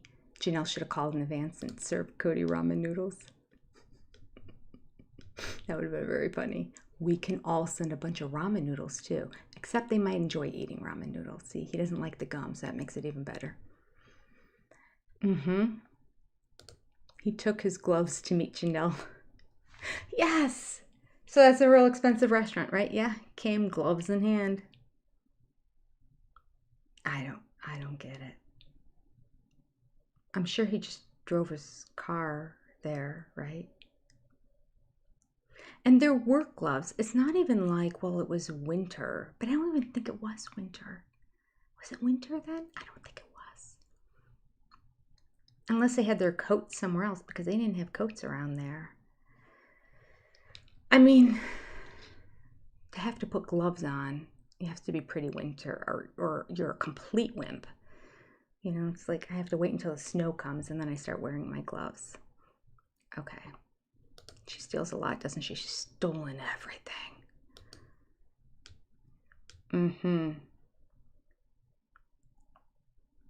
Okay. What do I need? I need I jumped ahead. Keeps jumping around. Scarlett, you like my voting sticker? Thank you very much. I voted.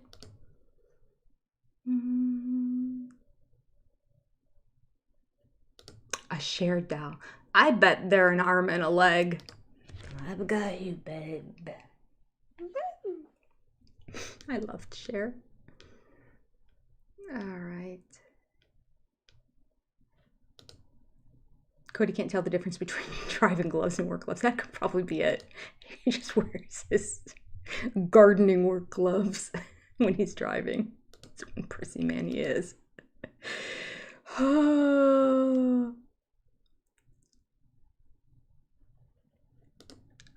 Lori, there's some people that have some wonderful snaps here. They're absolutely hilarious. I'm enjoying this rather than watching the news. Yes, turn off your TVs. It's not going to make a difference anyway. They're not going to know for days. You know it's going to end up because everyone in America now is doing the ballots. I tried to 2 months ago. Mine never arrived. Apparently they didn't want me to vote, so I showed up in person today. Yeah, I tried to do the absentee ballot. So many people are doing absentee ballots now that they won't start counting them until, and I get it, they shouldn't, but it does drag everything out because they're all manual. Well, they're probably still the same forms, so they probably still could just feed them into machines, but you still have to feed all those in after hours as if somebody showed up later. So we're not talking politics. I'm giving details for those not in America. So I know in the last election they were saying that there were there were thousands and thousands and thousands that hadn't been counted at the end of the voting day. I have a feeling like that's going to be the wave of the future. All right. Let's see. Oh, thank you, Lynn Scanner, for that super chat. Appreciate you. Look at you. Sending a super chat and moderating. She's a woman of many talents. Okay, Kathy, ramen hair is not sexy. Nor is Cody. Okay. Yes, he did it when he met her at Salsa Brava, but even more than that, Donna, he did it talking to the camera about picking up Janelle for that date that they went to the Marpova or something, that restaurant for her birthday. He's like, I feel like a kid Jones, and it's like a middle school kid with a boner is how he was reacting. It was just disgusting. And it was that same kind of okay.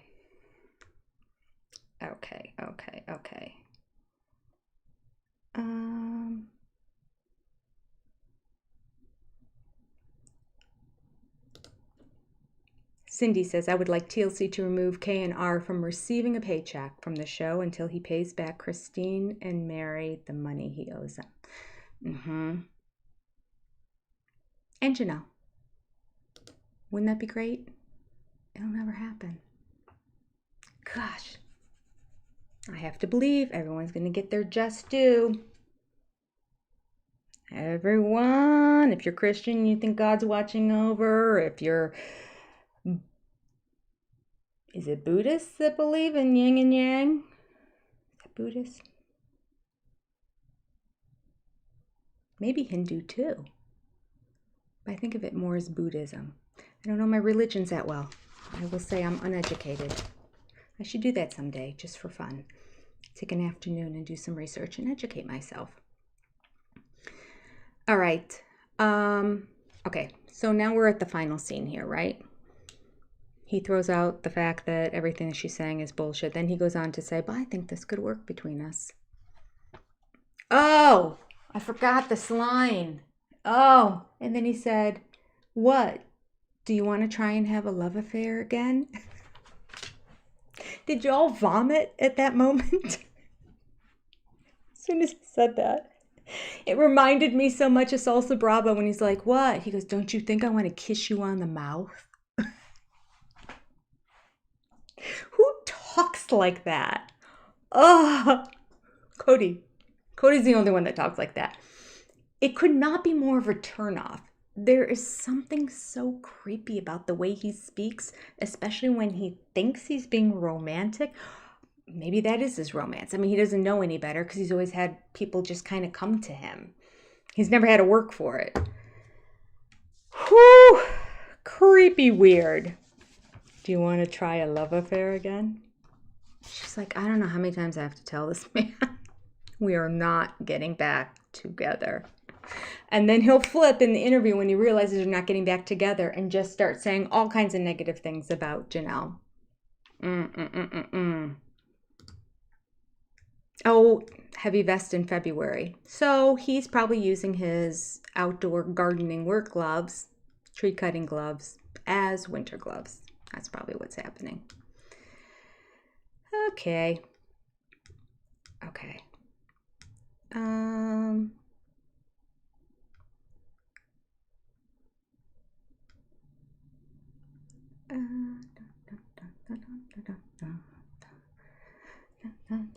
I'd much rather be here with Jenny ripping on Cody. This is much more fun. Much more fun. See? Happy distraction, and no matter what, I'm still a sister friend to you. As am I. Okay, I'll tell you how I voted. I'm just kidding. This is not a political channel. That's jokes. Jokes. Cody's charming when he's performing, isn't he, though? Rector Laura? Yeah. Okay. Oh, right. We've got hurricanes going on, too. It's not just the election night. We got turmoil happening everywhere in the country. I'll just stay here and giggle about Cody. And moo, our sacred cow. Okay. This is how you get away with writing nasty things without writing nasty things and it passing YouTube guidelines. Oh, okay.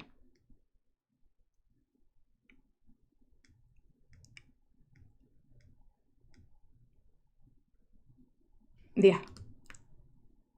I will never say anything bad about Mary again. I was so happy when he said that. I just thought, bingo, this is going to make my videos great. Thank you. Sometimes this man is the gift that keeps on giving. That is a clip I will hold on to for all eternity. Oh, hi, Vicky. Good to see you.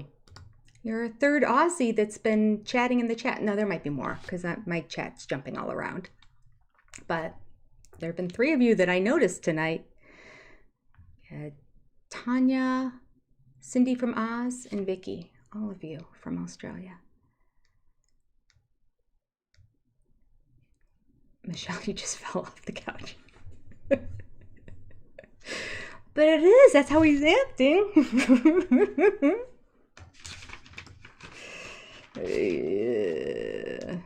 Okay.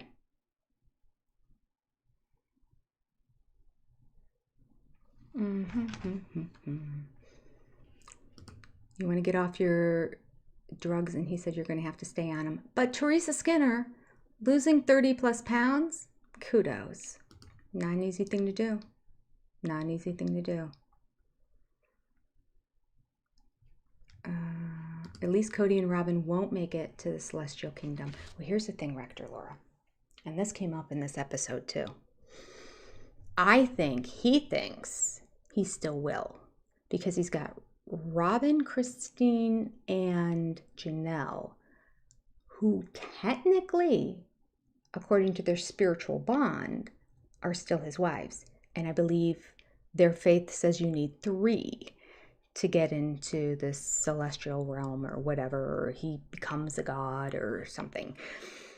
So this is why I take it back. This was my favorite part of the episode. This was a good episode.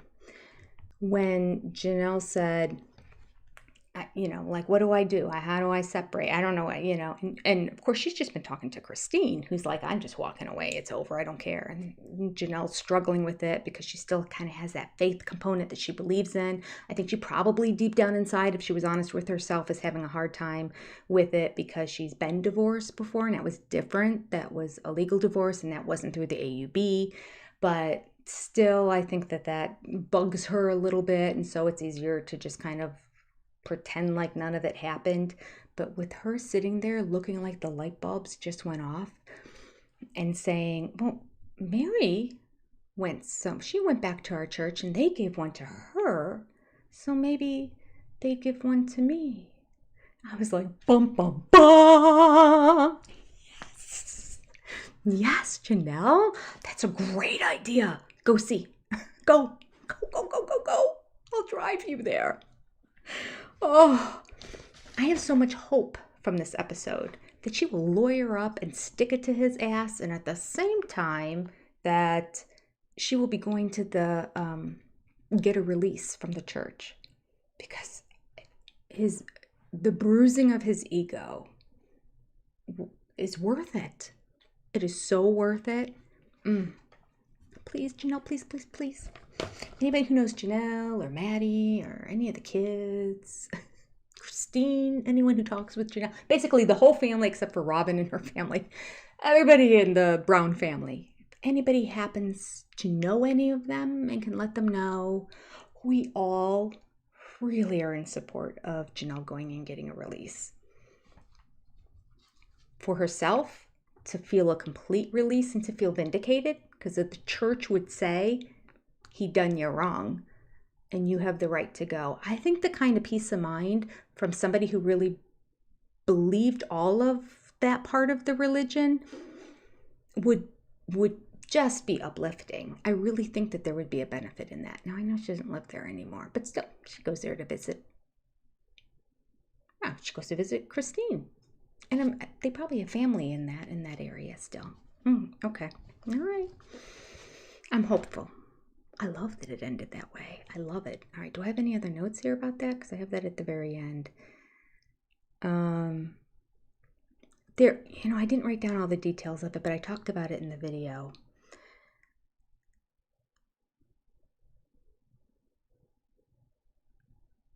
I just find it ironic too.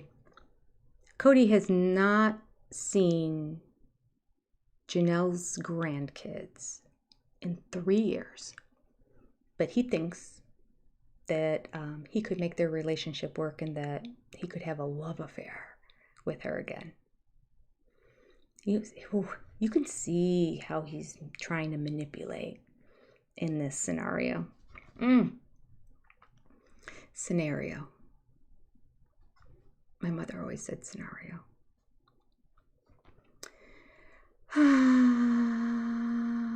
And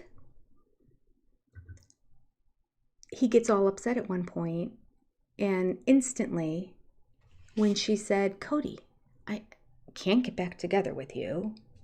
You don't get along with my children. You don't want to be by my children. And they're my children. So why did Maddie not tell me that she was pregnant? Okay, really we're changing the subject here, but this is another negative against you. Do you really want to go there, Cody? How dumb are you? Janelle's like, I'm staying out of it. Hey, why don't you call and ask her?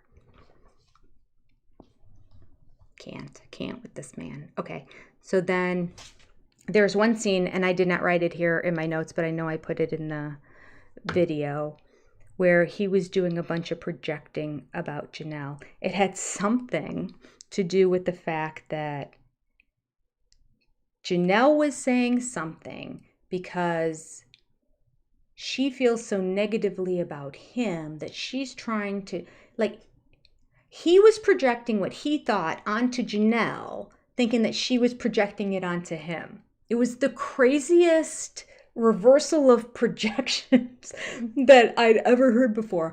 I'm like listening to him going, what? And again, it was him his thoughts, obviously, about Janelle, but he's convinced that's what Janelle thinks of him. Again, classic narcissistic trait. Not that I'm diagnosing them, because I couldn't, even if I wanted to. Don't have the qualifications. Just saying. According to what websites say and YouTube, and it's on the internet. It must be true. I can poke fun at myself.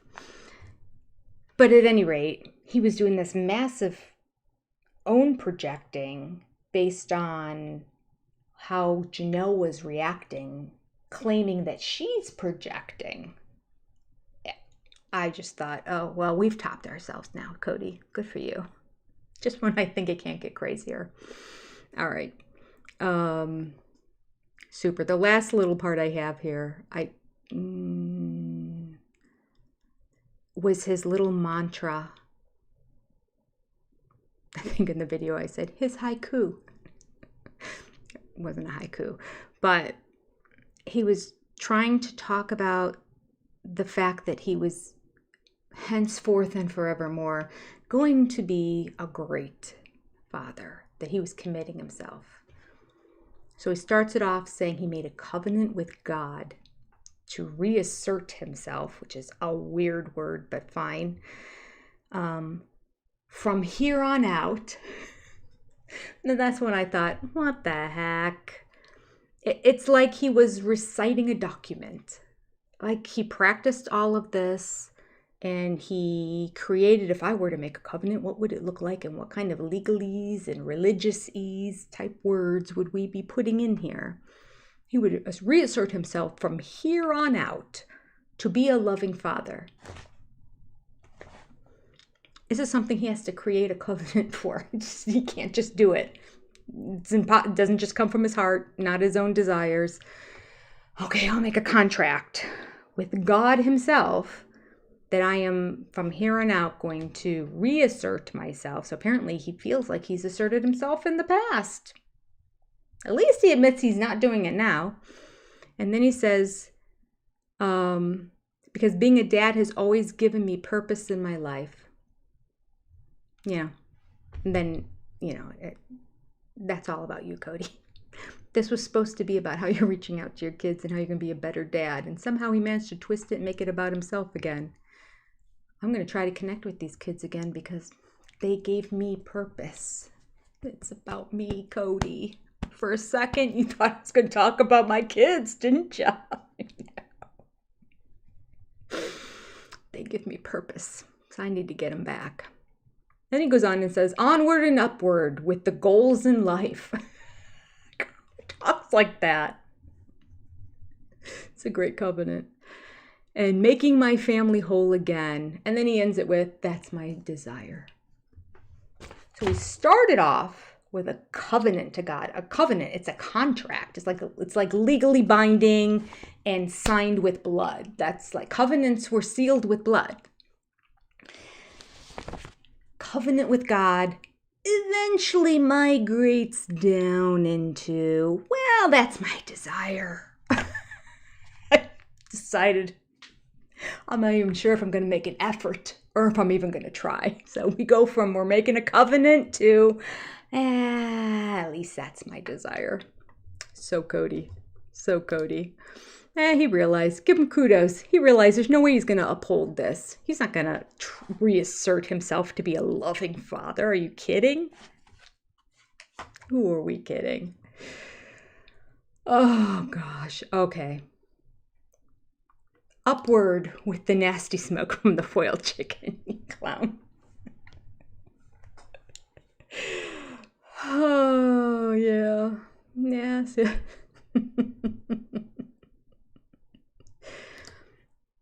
I am disgusted now that I use, it's like a knife in the kidneys with my kids. Don't get it.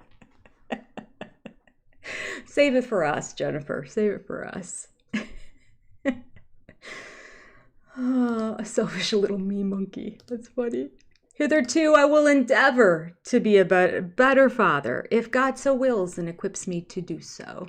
Yep, that's it, Teresa Skinner. That's exactly what he was saying. And henceforth and forevermore, I shall maybe try to reach out to be the sort of father figure I know I kind of maybe once was. Possibly. Cody is going to lose it. I don't know if that showed up on I now have a delicious bundt cake in front of me, and all this other stuff is in front of me that it is blocking my screen. I haven't seen myself in ages. I hope I'm still in the screen. Yes, it did work. Okay, good. I have all these separate boxes. Cody is going to lose it if he has to pay out Janelle. It'd be so amazing. I can never look at spiral pasta the same. I've got ramen noodles downstairs. My son was home for the summer. Are you kidding? Put it down, Jenny. Next live, I'll have the ramen noodles. We'll have a prop for Cody. Until we can get something better, ramen noodles. Yes. What's wrong with me? Of course. Perfect. All right. Kidney love to hear himself talk. Yes, he does, Vladia. Yes, he does. Mama, that's nasty. Somebody else can go dig and find it. Oh. He was saying something how she was going to screw him over after saying flat out he was messing with her to be petty. Yeah. He admits he's behaving like that. And he's like, oh, I know she's going to try to screw me over. Did the same thing with Christine, right? He didn't want her to go. Why? Because he was convinced she'd find a man who would try to come back to get all his money.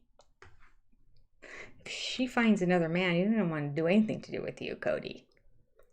But she might come back to get your money. I remember in that scene, she kind of promised him that wasn't, which is true. David's not going after a penny of Cody's money. She didn't find anybody. David is doing just fine with his business. He doesn't need a penny of Cody's money.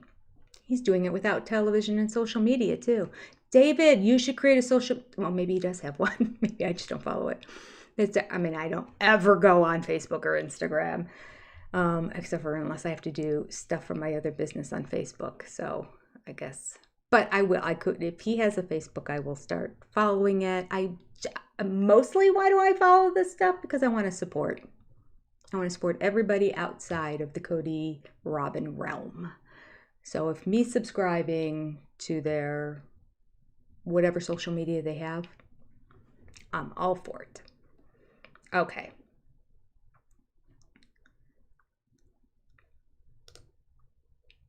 Two Spirals plot twists today. What were the plot twists? Ooh, now that you mention that, somebody wrote a comment that I remember afterwards going, oh, do you think plot twist? Oh, that was when Nathan was driving away and they were going to lunch and he was all giddy. I'm like, do you think that maybe the two of them might have something going on the side? I'm like, oh, there's a good plot twist. I mean, not a huge plot twist. We probably all thought something down over the years, but oh. Notes to cell 444. Hello. Oh, is she in here? No, she's not watching my channel.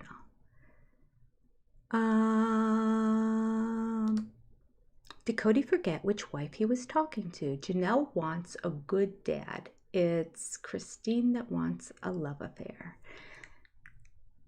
Yeah, that's true. Good point. And she wants him to be a good dad. Christine wanted the emotional, loving connection always. So Christine found that.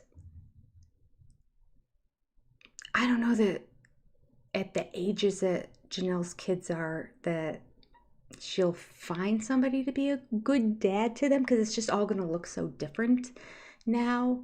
And Janelle always makes it seem like she doesn't need anybody and she's independent. So we'll see. We'll see. I just want Janelle to be happy. I always say I want her to find a really good man, but I understand. If she really doesn't want that, then I'm good with that. I'm fine with that. Maybe I know that Cody would probably go the most nuts if Janelle found another good man, because she's the one that he was the most frisky about. Like, if of the three, I mean, originally he really loved Mary. You can tell he loved Mary, but I do believe he fell out of love with her. And I think he loved Janelle in a different way, and their love, and they, mostly Janelle, but maybe he kind of co-signed, kind of admitted through the years that their love grew deeper as the years went on. And so I think he really does have a fondness for her, that if she found another man, I think he'd have a bad day. And I think I'd be okay with that. Oh, it's funny. For Dracula, love affair means clean out your bank account. Indeed, it does. Okay. Call Maddie a jerk. It just jumped ahead, but I saw that before it jumped ahead. Somebody wrote, call Maddie a jerk. Just pick up the phone. Why is this so difficult? Oh no, somebody was saying hi. No. Was that when I was saying hi is notes to self 444 in here? I don't know. Everything's jumping around. Oh, you are in here. I am honored. That's all I can say. Your channel is the bomb, and I tell my people all the time to subscribe, but I think they all are anyway. Oh, now I have to make sure. Now tonight, see, notes to self, you're going to keep me up late tonight, because now I'm going to read the whole chat tonight. I used to always do that at night, but then I kept pushing it off later into the week. He intellectually respects her. I agree. Yeah, from the get-go. But then he always kind of seemed like he had that little... Remember when he talked about and it was just like 3 or 4 seasons ago, when things were starting to go awry with everything, and she kept saying like, well, everything's good in the bedroom. It was like in the talk back or look back or one-on-one and whatever they were all calling him back. It would have been a one-on-one, because it would have been before the talk backs and look backs. And so then they asked him about it, and he got beet red, and he looked down like a little schoolgirl, which I hate when he does that. But so I ended up thinking like, okay, I thought I had it wrong this whole time. I thought they had a deep love connection for each other, and that connection was only based on the intellectual connection, because they clearly always had the intellectual connection.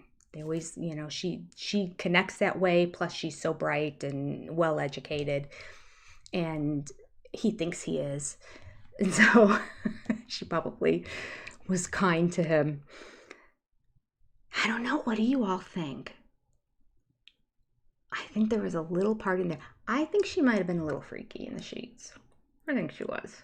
I think she may have done a thing or two very well for him that maybe he didn't get other places. And so he had a special connection in that regard to her. I think. I want to think that too. Because I want to think that Janelle had some special skills that he is now not getting anymore. Yep. I love that. All right. Leah, wait, are you saying he doesn't respect Robin's intelligence? No, I can't find that. We're not saying that. No.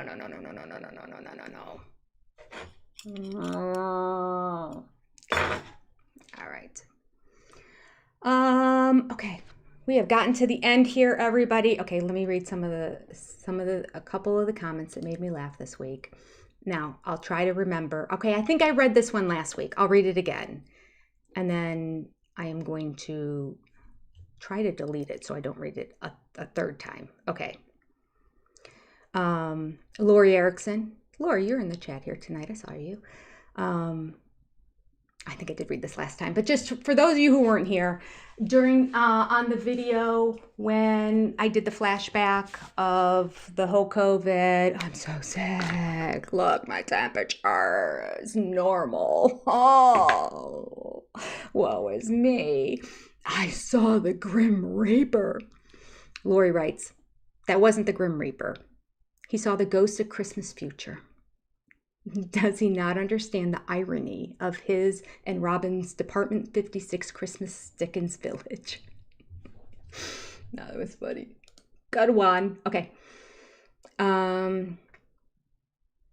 So, talking about the big house that he wants, this is when he mentioned to McKelty and Tony when he went to see the twins for the first time.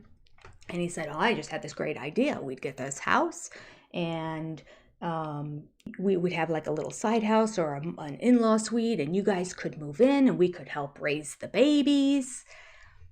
And Jennifer W. 520 said, does anyone else think that Cody mentioned the big house in front of Tony and McKelty because he needs their good credit scores to invest in another thing? Another Cody investment. Okay.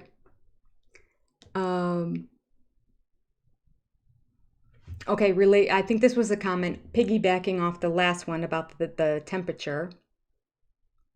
Paige said 99.8 LOL. What a drama queen. And then MKSN4NB said, oh, and don't forget that he needs a chest x-ray. And then Marie Hickson joined in and said, yes, he needs a chest x-ray that would show that he indeed is spineless. Yes. Bailey Bug 776. I don't know if I read this one last time or not. Just wrote Cody plus coded. Cody plus COVID equals coded. I gotta write that down. I know I'll forget. Coded. We have another word, guys, for our sister friends. Coded. Whenever we're talking about Cody and COVID now, we can call him coded. Oh, I know I read this one. This is when he was talking about Robin and how she has a spine. These are all these spines. It all intertwines. A spine of concrete and steel because she's so tough. Edie said, Cody, you know who wanted a spine of concrete and steel? Your daughter, Isabel. Mic drop. MKSX4NB wrote, Robin's cluelessness should be on Unsolved Mysteries. All right. Bear with me. I promise this was part of the tier level. And then we'll have our quote and we'll sign off to everybody.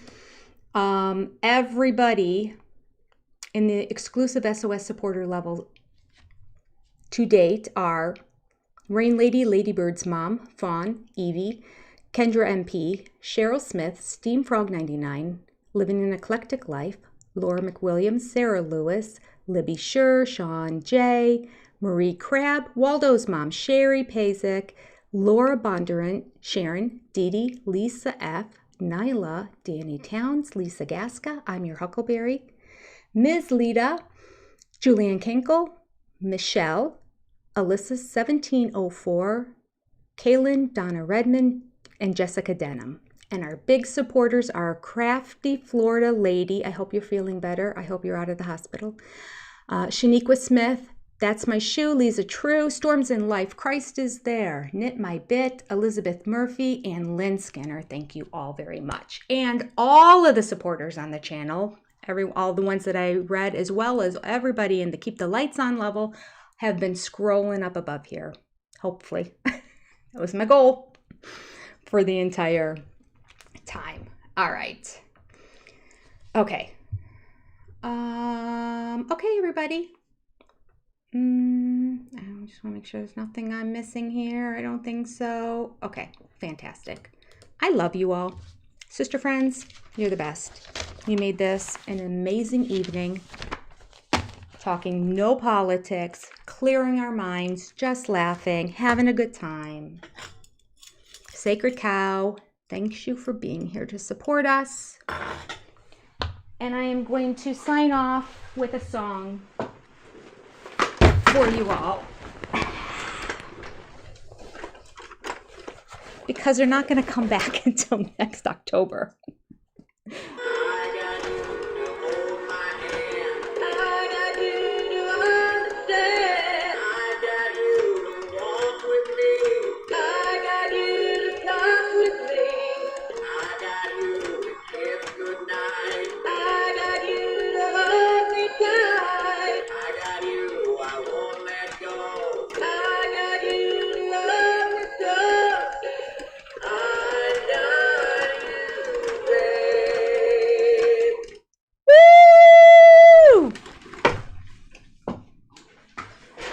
That's our last tribute to Sonny and Cher. All right, signing off. Good night, sister friends. I love you all. And thank you, Notes to Self 444, for being here in the chat tonight. Love you too. Love your channel. Good night, everybody.